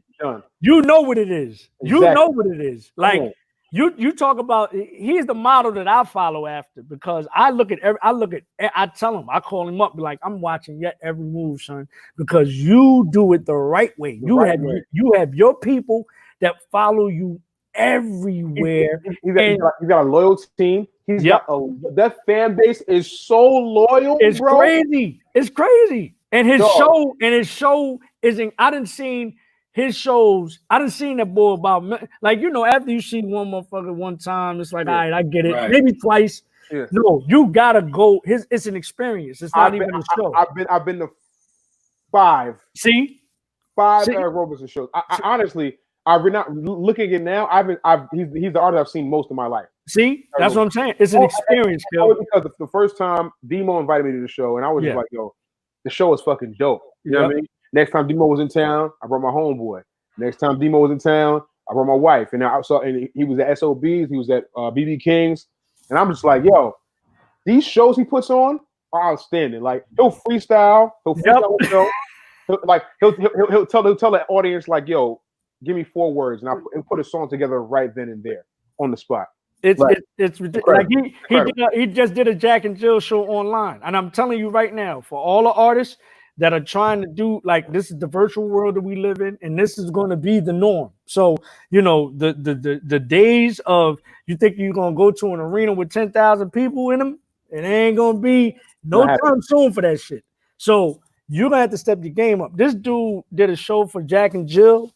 For the national organization, not just a single chapter in the city, and he set the bar. I believe him and Badu are setting the bar for how you're supposed to do this perform virtually. Yeah, agreed. Even perform, even if it was live though. Like his live shows are bananas, but now you're gonna have to the green screens, all that shit. People popping in now. He had Will Downing pop in. He had, Avery Sunshine pop in virtually. Like the shit was just bananas. So going back to how me and E met, it all goes back to Howard University. You know what I'm saying? 30 years ago. And for those, E-Roll has a song called Howard Girls that made me want to go to Howard. I can't see it in front. Like that joint is. And I redid the joint on my ESQ album. Oh, see, I gotta see. Here's the thing.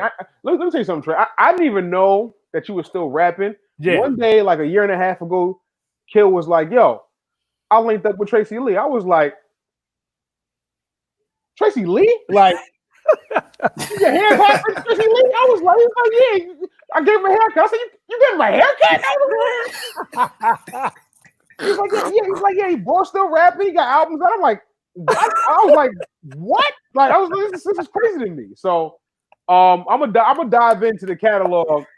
By all means, brother. By all means, you know what I'm saying. You need me to get it to you. That's like you fam now. So it's all good. It's all good. It's all love. Yeah, definitely, most definitely. Now, Trey, tell me this. Where's the album exclusively going to be July 31st? So when it drops next Friday, where are they going to? You can only get it at patreon.com. That's patreon.com/Tracy Lee Music. That's the only place that you're going to be able to get it to for now. You know what I'm saying? And probably for the immediate future. You know what I mean? But okay. If you want to get that album, if you're interested in getting that album, and here's another trick I learned from Eric Roberson. Now, he had a head start because he solidified himself, blah, blah, blah, and was able to take that fan base over to where he was. So it's really, during these times and during, based on what's going on and how I want our people to be able to, start thinking and using their money and going straight to the source as opposed to the artist, getting a middleman and the consumer going through that middleman in order to get your money to the artist. I want to, begin this process of rethinking on how you support your artist. So I need to create a platform for myself in order for the true listener or, person that's really into Tracy Lee to be able to come straight to me with it and not have to go to Spotify and not have to go to Tidal and not have to go to all these other vehicles, you know what I'm saying? At least for now, you know what I mean? So that's the only place you can get it, patreon.com, Tracy Lee Music. Right. No doubt. Trey, good looking for being our first guest. Man, thank you. I'm honored, man. I'm the first one. This is the first guest. Wow. Off the top, man. That's what's up. Yo, before you leave, bro, I always want to hear a story, man, because I know you got a million of them. You've worked with, I don't know if he's yours. I know he's up there, but my number one MC ever, Big. Yeah. You know what I'm saying? It's always a 1A, 1B thing with me, him and Jay for me. So, yeah, definitely. Are we getting to big stories? I've been sitting here all day, like I'm asking a couple questions. I ain't gonna say yes, I'm with it. I'm here. No doubt. But again, all I always do, Trey, and this is why I always tell folk on Twitter that somebody hit me today and he was like, "Yo, Kill, you and Porsche know so much. Y'all got the podcast. I'm just a fan, and I've read a couple of books." And I said, "Here's the problem, good brother. Never diminish being a fan." Right, because that's what the culture needs more right now. Yep. We have too many stands. We have too many people who, and people go back and forth with me about Black Thought. I have brought every Roots album ever made. I brought all 5 copies of Things Fall Apart. I never understood that. I never understood that, Kel. Why are they going back and forth with you about Thought? Like, I don't understand. But here's the thing, because people think I don't like Thought because I say he's not a good storyteller. But I'm just saying. No, but that's going back to what you're saying. Like, these are stands. Stands are not going to find anything wrong or anything that's not cheerleaderish for their person. Right. But go ahead. Right. But what I've said, my new rule is y'all have to take a copy. Y'all have to take a screenshot of y'all albums because y'all swallow these people. So until you can show me you done brought all the Roots discography, I don't want to hear nothing. Mm-hmm. Go, if you want to have a conversation with me, support the artist, and then we can have the conversation. But if you just heard a Black Thought from Funk Flex, and you just brought Stream of Conscious 1 and 2 and never even brought them, just downloaded them. So, I'm always big on supporting the artists. But, what I'm saying about the fan is I know when people be like, because whenever Trey is on here, I always talk to him about how much I love this dude as an MC.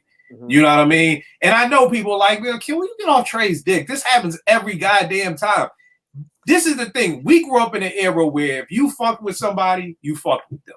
You know what I mean? If they made dope music, you fuck with them. I tell people all the time, I'm still amazed to this day. Trey, you called me when the COVID shit happened. I'm amazed I could look at my phone and see Tracy Lee fucking calling me to check in on me and my family.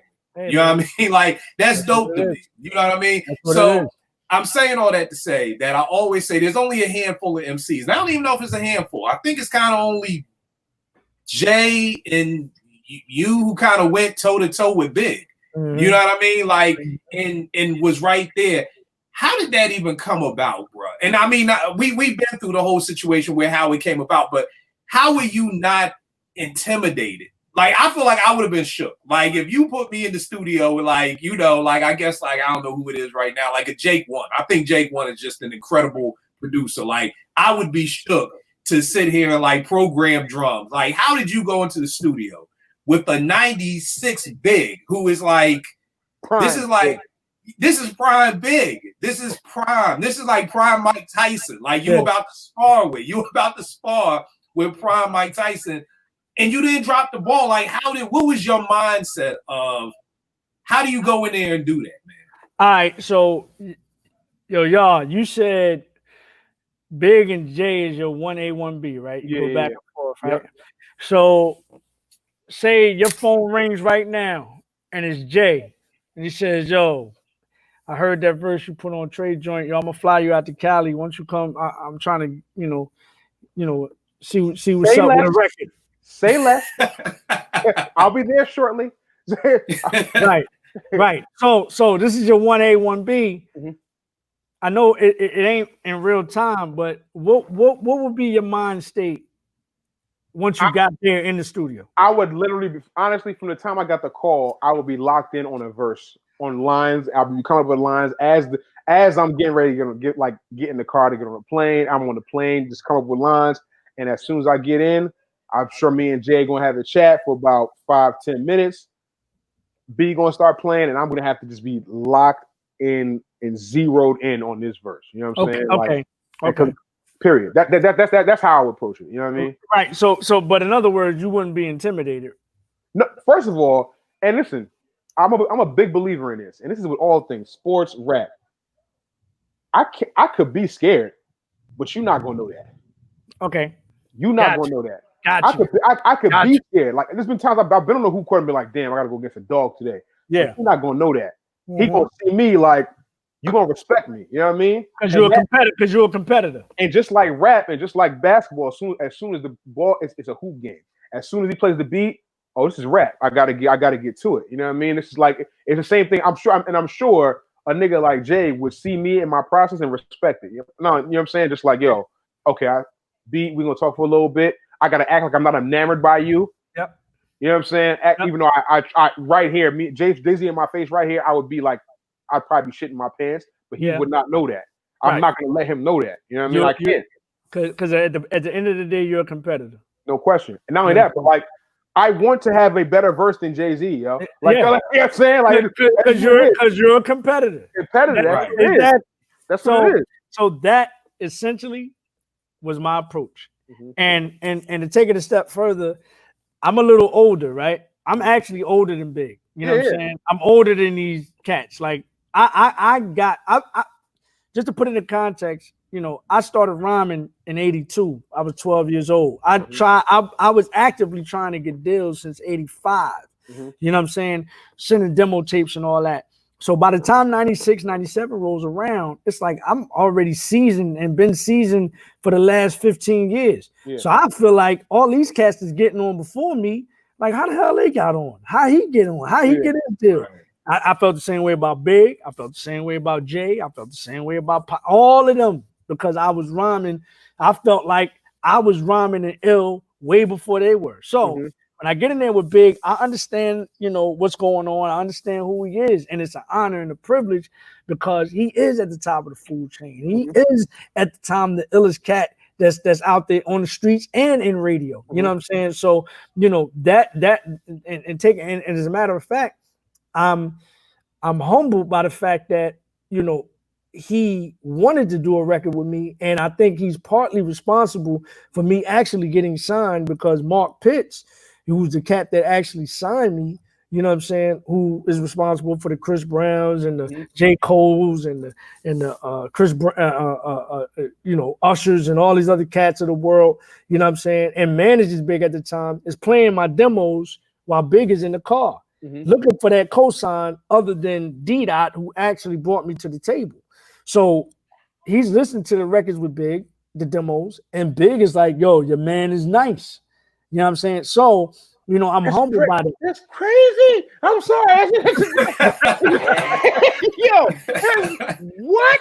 Oh man, I go listen. Trey, I go sit here live. Like when you and Guru were on IG Live the other day, and y'all said my verse was hard. I literally was smiling ear to ear. So you telling me Big is telling somebody like, yo. your man is big saying like, yo, your man is nice. I don't know what to do with myself, bruh. Yeah, here's the crazy thing, and I always tell people this. L Rock's demos, Tracy Lee, L Rock's demos, bro. They were fucking albums. That's what I'm saying about when they was at Howard. Like, songs that were on his demo made the album. When you think about the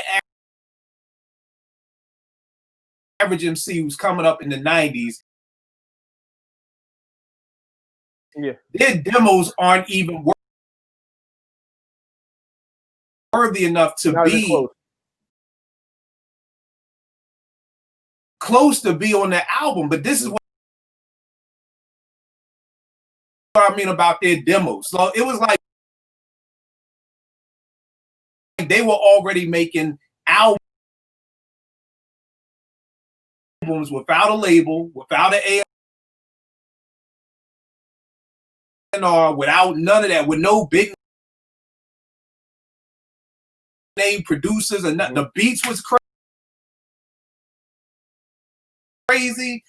And I told you, playing his demo at Morgan got New York niggas to be like, yo, Philly got some shit. Got some shit. Wow. Philly got some shit. That before Thought, because it was Philadelphia. Philadelphia really made a lot of New York niggas be like, yo. But before that, L Rock's demos, trust me, was all throughout Morgan's whole campus. So when it sounds crazy when people who haven't heard those demos hear Big say, yo, your man is nice.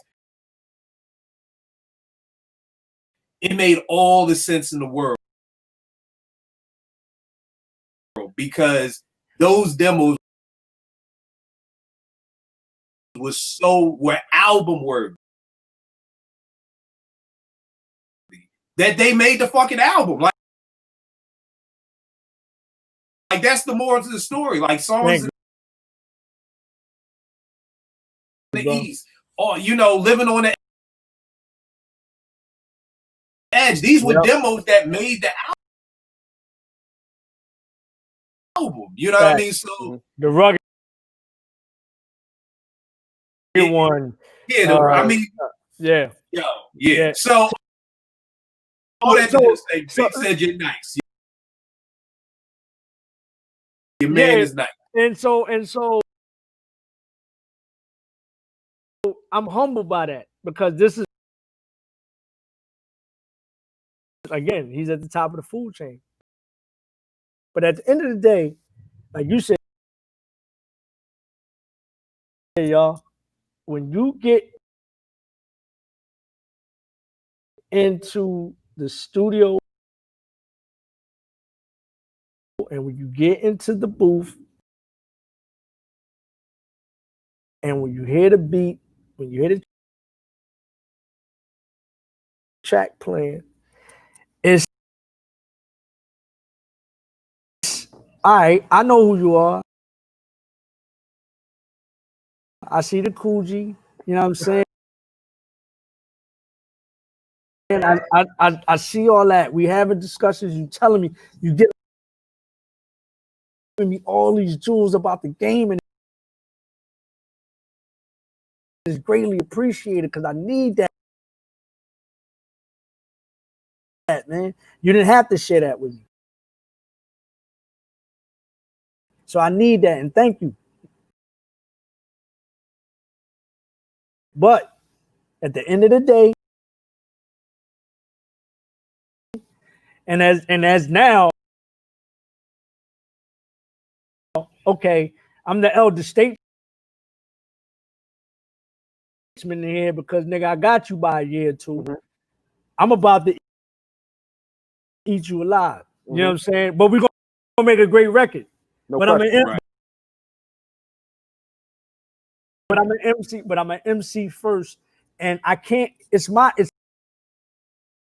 album. I can't allow you to come on my album and shit on me. No, it's not happening.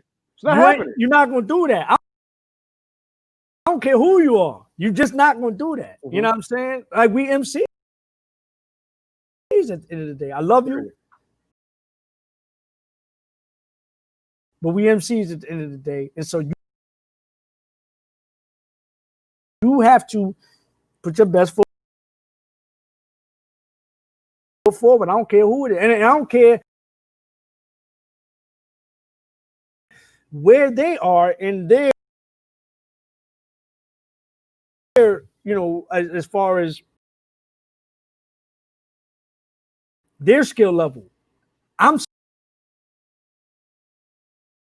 still going. I'm coming with it. Period. So that was essentially my attitude. You know what I'm saying? That was essentially my attitude, and you know, the end result is the end result, and I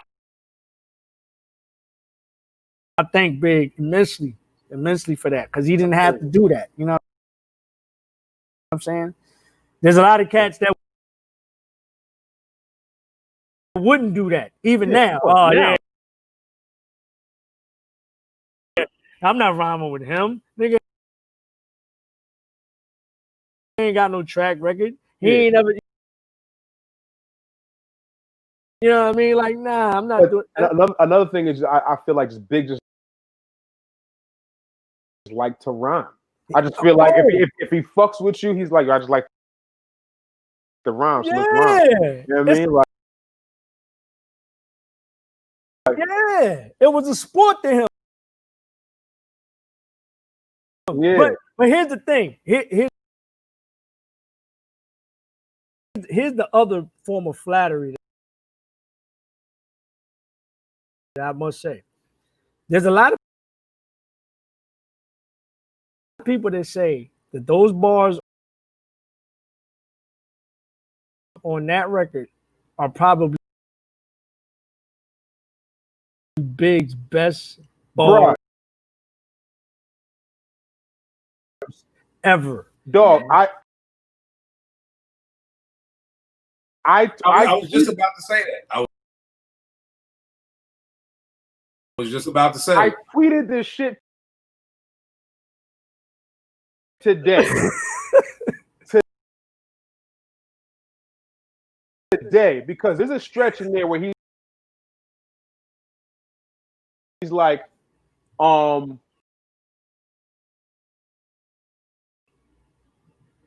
thought your Jews was rented. Yeah. But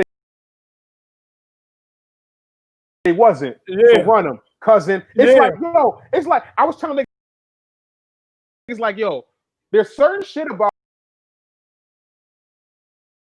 rap like Big that makes him the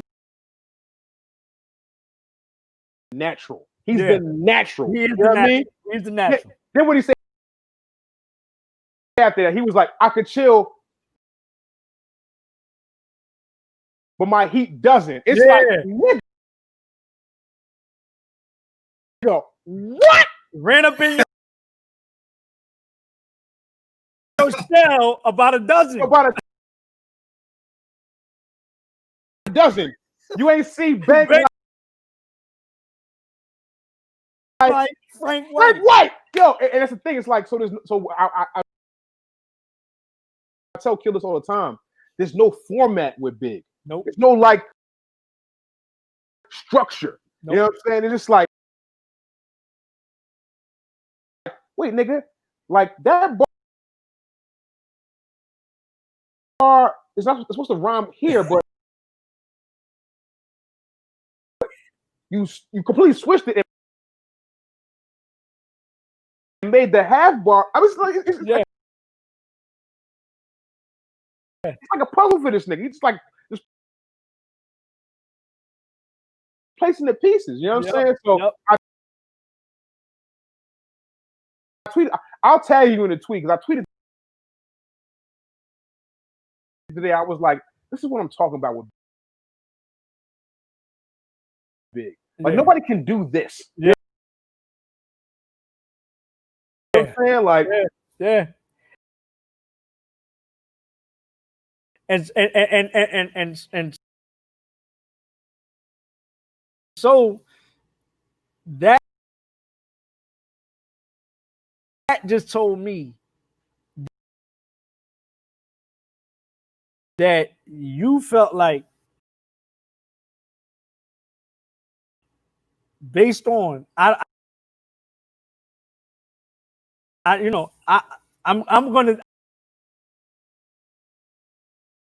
assume that it was based on the level that I was coming with, that you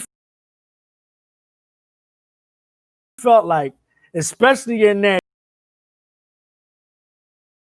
second, me and my nigga Lance, because he heard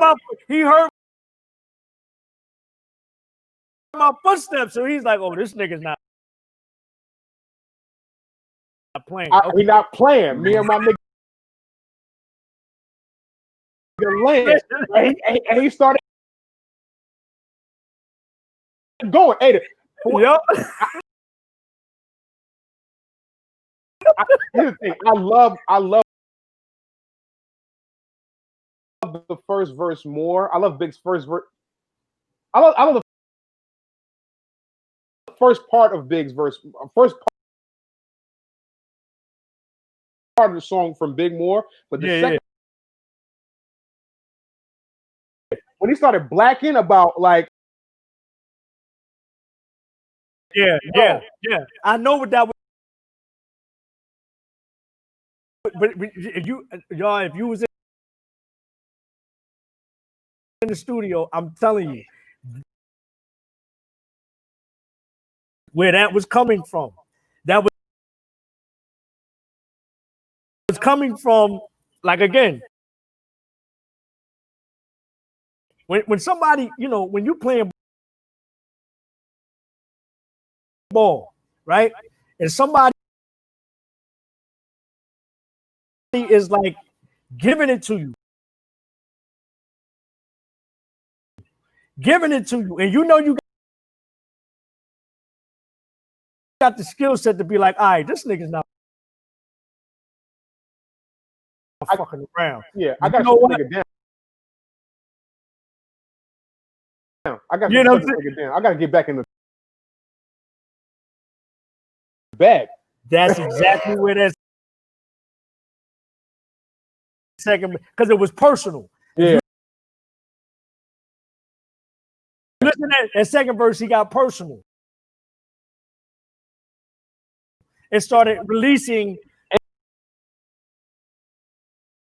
energy, that nobody knew. Yeah. That shit was real shit. Me and my nigga Lance took Kim and Season fans, bought 10 bricks, 4 pounds of weed from Branson. Now we laughing. Like, all that shit was factual shit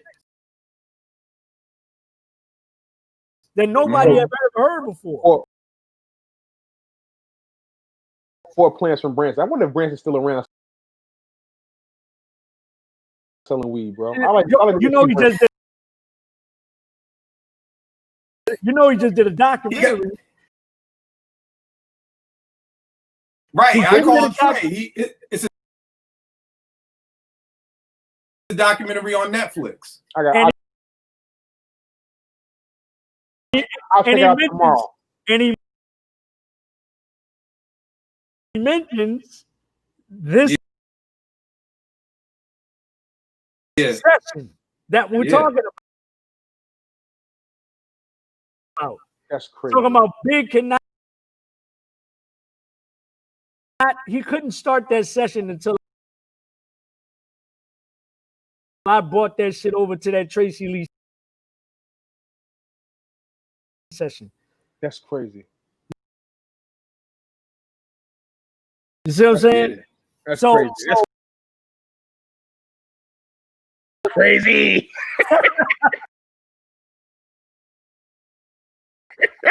So I say all that to say, you know, nah, I wasn't intimidated. It was competition. It was all out of love, and we accomplished what we wanted to, was make, you know, at least in our eyes, a classic. Yeah, and you did that. You did that. Tough. Yeah, I know you had something else you wanted to ask, right? I mean, honestly, it was like the same thing about the studio.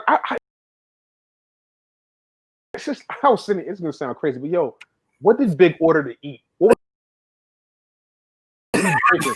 You know what I'm saying? Like what was he wearing? Like what chicks came to the studio to come check him? Like I want to know it all. All right, I'm gonna break it down for you, y'all, because y'all, you never, y'all, you never heard the story. So Nah. So I walk. Okay, we in D&D Studios, right? Which I recorded in, which is crazy. Okay. Yeah, you know what I'm saying? So shout out to Primo.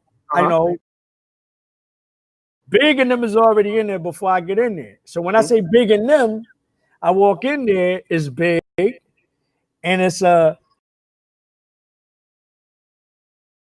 Can't Knock the Hustle, Jay-Z in there with his black mink on.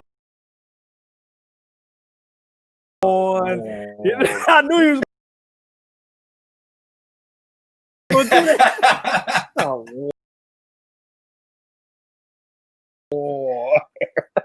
So Jay's in there. This is the first time I met Jay. You know what I'm saying? He give me the fucking 3-finger handshake, which I thought was disrespectful. You know what I'm saying? Not to go, but I heard he does that. He used to do that a lot. Yeah. He was real. Yo, get out of here. Like, what are you doing? Manicured hands, shit's baby soft and shit. Like,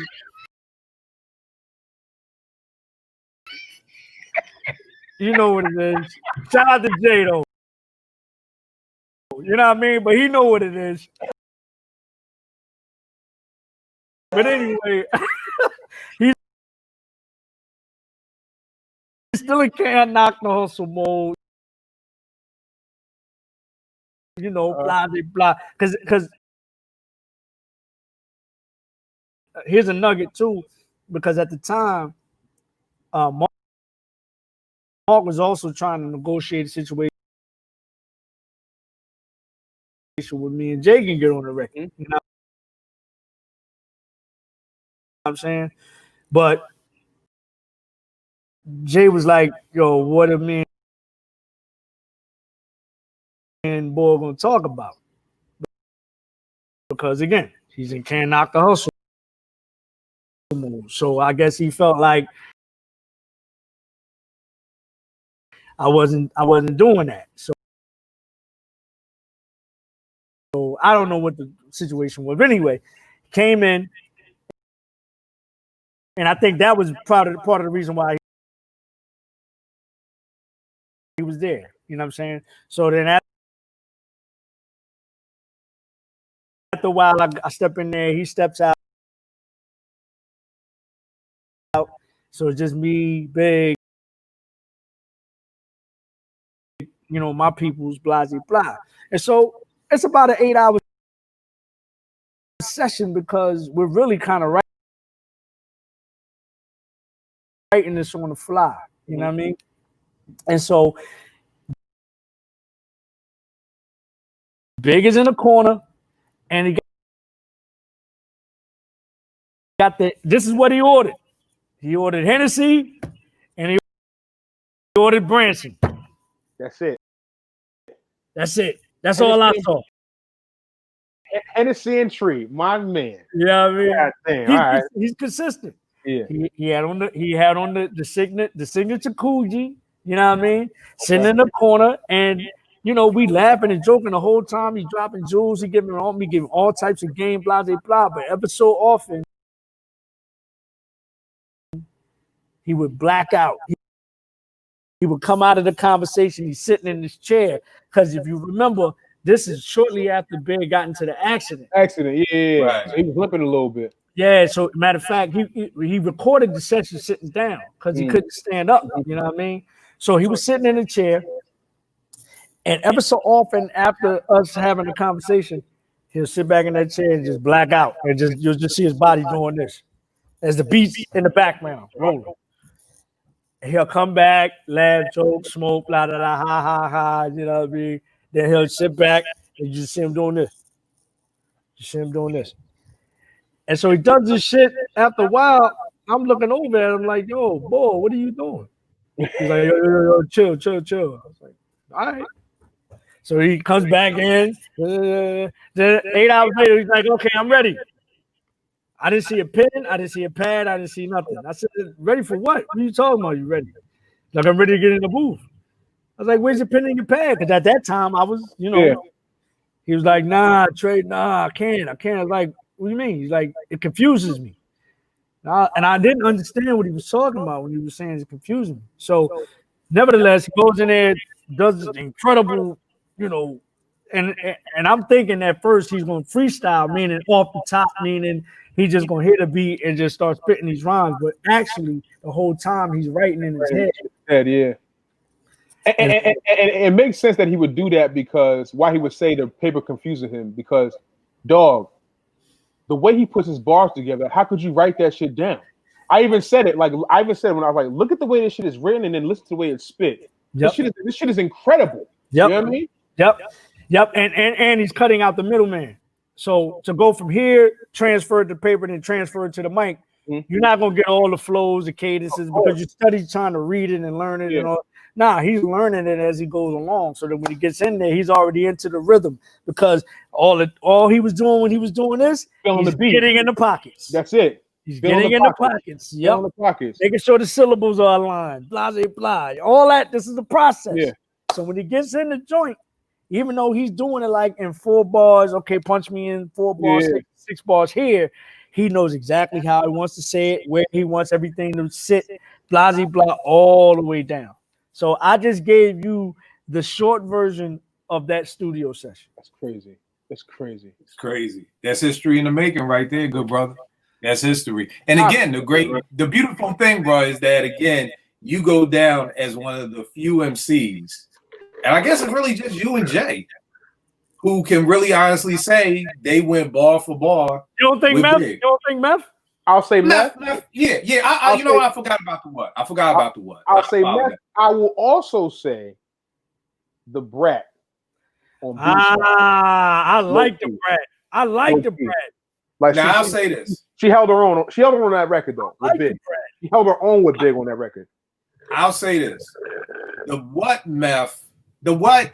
You know what it is? Because Ready to Die is one of those strange albums. That and Black Moon's first album, they're strange to me because you could tell with Black Moon's first album, when you hear Who Got the Props, you could tell they first recorded it. That was one of the first songs they did. when you hear How Many MCs, you could tell that that's a whole nother Buck. That's when Buck got into his flow.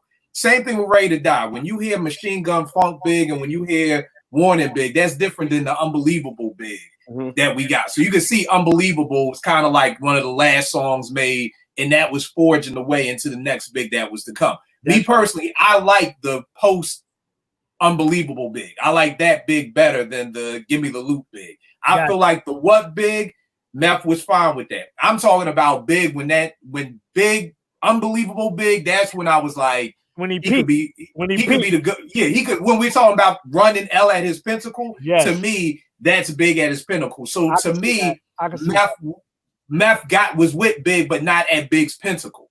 You know what I mean? When Big was at his pinnacle, I'm looking at you and Jay. You know what I mean? On Brooklyn's Finest and I Love the Dough. You know what I mean? Yes. And then you would Keep the Hands High. So to me, Big at his pinnacle, to me, is just you and Jay, which is incredible to say. I mean, I'm just in that company, but at the same time, you know, as an MC, you know, just speaking from a vibrato standpoint, you know, I feel like I belong in that company. But you know, just me being, you know, me, I'm very humbled to be in that company. You know what I'm saying? Right. One more thing before you go, bro, because you said this to me and it got me hyped, man. Are you still releasing the shelved album? Yes. Okay. Yeah. This dude had a shelved album, man. Let me explain something to you again, ahead of their time. Because what I told you, I was on a podcast with a person in London. I brought up your name. He was like, "Oh God, I love Tracy Lee." You know what I mean? Many faces. This was T.I. versus Tip before T.I. versus Tip, everything like that. Yo, this boy had a song. What's it called, Trey? You know what I'm always talking about. Can't Win for Losing. Catch 22. Catch 22. Yeah. This was Streets is Watching before Streets is Watching. This was, if I shoot you, I'm brainless. If you shoot me, you're famous. What's a nigga to do? Trey was breaking down. My old head Steve is how I met Trey at Howard. I'm on Ogons Avenue with Steve, and he's playing me these joints. Incredible, bro. He's talking about, yo, if I don't smash the chick, I'm the gay rapper. If I smash the chick, I'm getting, you know, accused of rape. You know what I mean? If, you know, somebody try to rob me and they rob me, I'm a punk. But if I shoot them, then I go to jail. Like, it was this, yo, bro, amazing. And I'm like, yo, this nigga Trey is a fucking monster. And you know what I mean? So, and like I said, it was like literally when I heard Streets is Watching, I was like, that first line from Jay, I'm like, yo, that's Trey shit right there. Like that whole concept was Trey, you know, but so you're still releasing this album. And talk just a little bit about this album, the producers who you had on this album and everything like that. Catch 22 was actually supposed to be the second release off of Universal after Many Faces. You know, it kept getting pushed back because, you know, you had the likes of Nelly coming into the fold and Cash Money coming into the fold. So a lot of the time and attention and money was going towards them. So we still had a budget to make that second album, but the second album never materialized, meaning it never got dropped. It was completed, but never got, you know, put out there. And I was eventually dropped shortly thereafter. But we had a young Kanye produce 2 records on that album. Damn. We had Buckshot on that album. We got Corrupt on that album. We got Black Rob on that album. Me and myself and D-Dot oversaw everything that's on this particular project. And I mean, sonically and again, it highlights. I got different side, like Many Faces with some real shit when it comes to my approach to music. You know what I'm saying? It's really about a feel, and it's really about who I am at that particular time. So this particular album really got to the chase of, it really got to the street shit. You know what I'm saying? Like, because there was a period in my life where that's what it was. So it really got to the street shit, and that's really the kind of shit that I was talking about on this album. Now, would I be doing that now? Hell no. And there's certain things that I'm not too proud of, but that's just where I was at that at the time. Yeah. But sonically and, you know, rhymes, you know, the rhymes are there. Like it's really, like Kill's saying, it's the gym, man, and it's something that I feel like people need to hear and people need to understand, because I think it'll give you a better perspective of who I am and where I came from. You see what I'm saying? So, so yeah, we definitely gonna drop that on Patreon.com only. Got you. All right. You know what I'm saying? So make sure the people understand it. Only on Patreon. Right. Yeah, it's crazy, bro. We did an episode of Apartment 5B about shelved albums. You know what I mean? And how many shelved albums would have shifted the way we look at so many MCs. You know what I mean? Like, you know, Large Professor's first album, the LP, if that would have dropped in 95, 96 when it was supposed to, I think it would have took Extra P to a whole nother level. But like you said, at that time, Bad Boy was winning, so a whole SP 1200 gutter drums, that the labels didn't know what to do with that. You know what I mean? So you just end up shelving this album. You know what I mean? So there's so many shelved albums that I think if they would have been able to get dropped and they would have been able to be released, that we would talk about so many of these MCs in such a bigger way. You know what I mean? Absolutely. It's almost like for a movie heads watching. It's like people keep wanting the Snyder cut of the Justice League.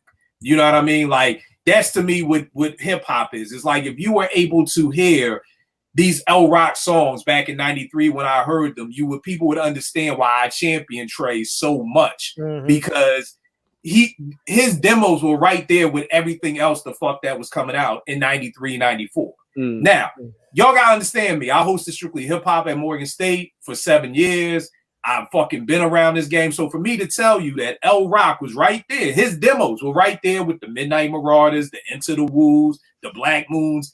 It was right there with it. It would have fit right into the mix. But because, you know, people didn't get signed or people got released from deals or whatever. So it's hard to really see the whole format of hip hop because of these labels and because of people getting dropped and all those things like that. So just to say all that to say, man, yo, this dude, if you don't know, one of the nicest. I'm not just saying this because he's from Philly. And killing killing. That's why I continue to make music, because it ain't just, you know, you may have missed that period in time when I was doing. This is for the people that don't know who I am. You may have missed that period of time. I'm glad you're here to articulate it. You know, someone other than me. But this is why I continue to make it, because I'm going to continue to do this for as long as I'm breathing. So you'll catch you will be able to catch a period in which you're saying, "Oh, Trey Lee is nice." It may not have been 90-something Trey Lee. It's the 2020 Trey Lee, or it's 2040 Trey Lee. Nigga, I'm doing this until the wheels fall off. So I just felt like this is the gift that God gave me. So I will continue to serve and give back to our culture the way it was given to me in a gift form. And so that everybody has, you know, an opportunity to see that this is what it is. You know what I'm saying? No doubt, no doubt. Trey, let them know where they can get at you. Yes. Twitter, IG, everything. The album next week, everything. Yes. All right. So you always can go to IG, Tracy Lee ESQ, TRACEYLEE ESQ. You can catch me on Twitter, TRAYLEE. And then again, TracyLeeMusic.com is the website. And then Patreon.com/Tracy Lee Music is the only place that you'll be able to get this new heat produced by OJs entitled Glory, dropping January 31st. 2020, which is next Friday. You dig? No doubt. Here's the wild part, bro. I'm on IG scrolling. I come across RJ Payne joint. You got a joint with Payne? He kept shout out to my brother. Shout out to my brother RJ Payne, one of the illest cats that's out there right now. If y'all ain't up on him, you're missing out. You're missing out. You're really, really, really missing out. Like it's one of the illest cats out there, man. But so you got a joint on his new joint? He kept this in the can, yo. Like we did this record, you know, a year back. I ain't gonna tell you when because it don't even matter. But he kept it in the can, and I didn't even know he was gonna put it out. And then lo and behold, I'm looking at the Twitter feed. Yeah, new RJ, Lord Tariq. You know what I'm saying? And featuring Lord Tariq and Trey Lee. I'm like, oh, he dropped it, and he don't even know. Thank you, brother. But it's bringing his base now, trying to find out. Okay, cool. Trey Lee. Who's Trey Lee? Yeah. Just in the nick of time, because I'm about to drop an album. So it's like, you see how all this shit aligns. All connects. It's crazy. God is crazy, man. So thank you, brother. Listen, it's called Take a Risk. It's ill and it's timely. Have you heard it yet, Kill? No, I haven't. I literally before we started this show, I'm just on IG and I'm like, whoa, like okay. Yeah. Yon Kill. You check it out. Right after the show, definitely. It's crazy. So, yo, shout out to RJ Payne. That's my brother. And I represent him on a couple of things on the legal side. And we ain't even getting into all that. In case y'all didn't know, I'm an attorney as well. So. Yeah. No doubt, no doubt. Yao, let them know where they can get at you, good brother. Yo, man, Yao G's Music, YAWGEEZ Music. I'm on IG. I'm on Twitter. I fuck with Facebook a little bit. Let me try. That's for the older folks. I'm not like me. You know what I mean? Like my OG Trey Lee here. So got to join the remix with Sheesh. Absolutely. It's on SoundCloud right now. Yes. On Kills page. Got an album that's still running. You're all welcome. That's on all digital platforms. Working on some new music, mixtape, EP, album, what do you want to call it? It's called Back to the Basement. All right. Bar heavy. Got some special features on there as well. So we'll see what happens. I'm on it. Say less, Trey. Say less. And yeah, that's it, man. Holla at me. All right, and y'all already know this with me. Kill Apartment 5B on Twitter. Kill 889 on IG. We'll make beats for food.com. Yo, first show, dope show, off the top. If you want to know about hip hop, sneakers, and hoops, this is the spot to be. I will definitely check y'all next week, y'all. Peace. All right. Yo.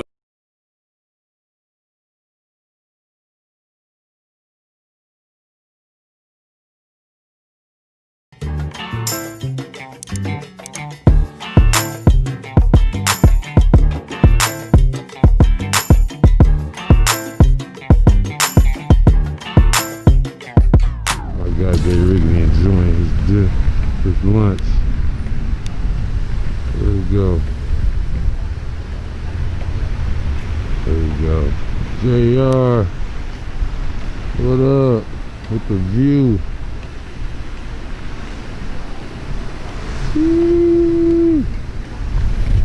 How you doing?